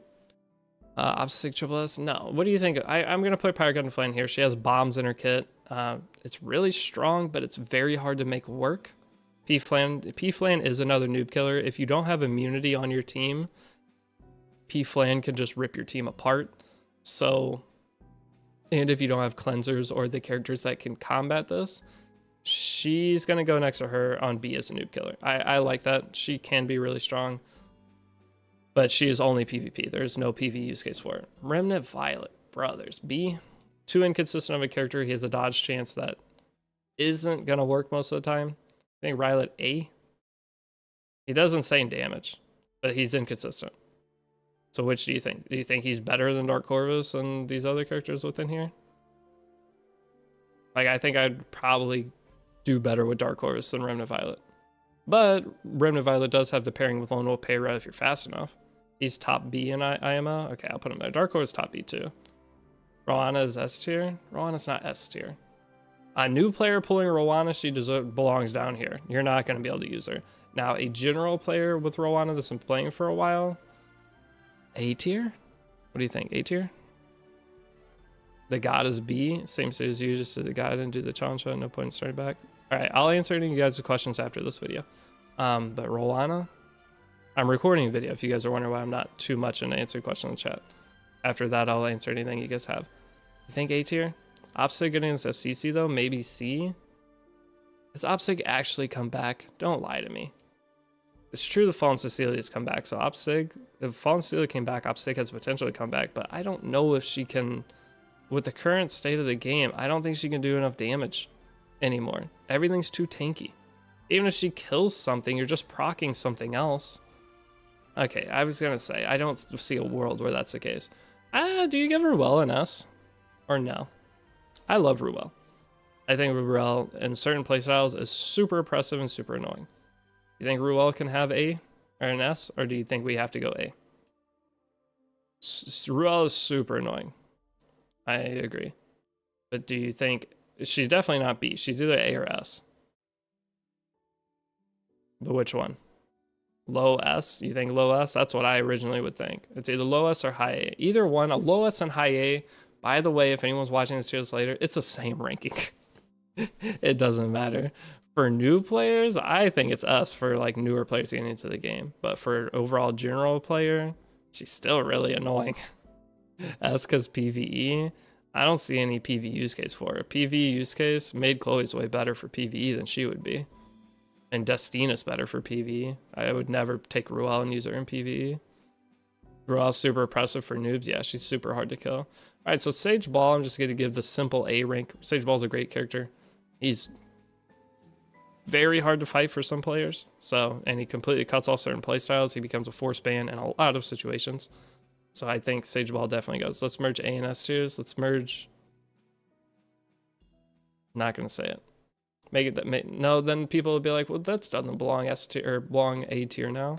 All right, Seafan Apologist going double S tier. One of the other characters that's meta defining. She will prevent your opponent from having focus or fighting spirit, or doesn't prevent them, but it halves the amount they have or gain throughout the fight.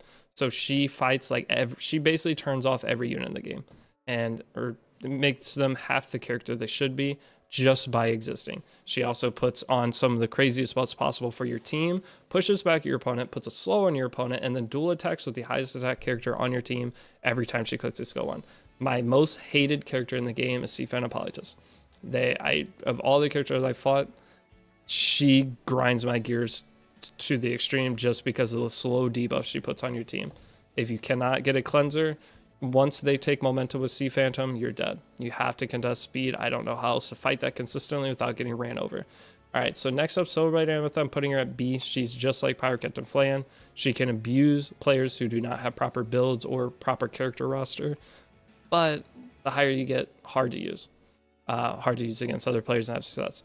Next up, we're gonna have Solitaria. I'm just gonna put Solitaria at A, maybe. Oh, that's a hard one. Poly top SS over DDR. Okay, that's fair. Solitaria, do you think the thing is Solitaria just from existing shuts down new SSB coming back to an extent, but SSB S3. I don't know. How do I get the ML5 ticket? I'll show after this again. Sally is A. Okay, S tier is a little bold. I'll give her A. That's fair. Solitaria, super good support character. She prevents focus from being gained, so she shuts down characters like Seaside Bellona, Sylvan Sage Vivian. Will not have any stacks against her. She completely shuts off mechanics of other characters, and she has a stun. Her skill 1 puts a million debuffs on the opponent. She can be super annoying to fight. I have seen so many Solitarias win 1v4 matches, and she's not a damage dealer. So this character is very, very good. And she shuts down one of the most powerful characters in the game right now, Afternoon Soak Flan. That's a limited 5-star character that came out 6 months ago, and she makes it to where that Afternoon Soak Flan cannot get stacks on her passive, which is huge. So that's why I was potentially going to put her here. Just the ability to pick her into the Afternoon Soak Flan makes her so much more valuable. I use her a lot less. I mean, I use Solitaria probably in half my games. If I didn't get Afternoon Soak Flan, I had Solitaria on my team every single time. So next up, we have Specimen Says. I'll put him at B. He has Extinction. He's really nice to have in Guild Wars and Arena, but he's just a fun character. He doesn't have any PV use case, but he's fun. He does insane damage. It's just cool. Okay, I'm giving him B, guaranteed. Don't care. Just for having Extinction, and the overall skill kit on him's good. And yeah, next up we have Spectre Cebria. Can I give her S next to Arby? Or A? Putting Spectre Cebria and A on a tier list feels so bad. So Spectre Cebria is going to be the queen of PV. She's still decent in Guild Wars, as long as you can find the right team to bring her into. She's just so nice for the beginning of the game. Goes through Abyss, goes through story, good survivability. Her new exclusive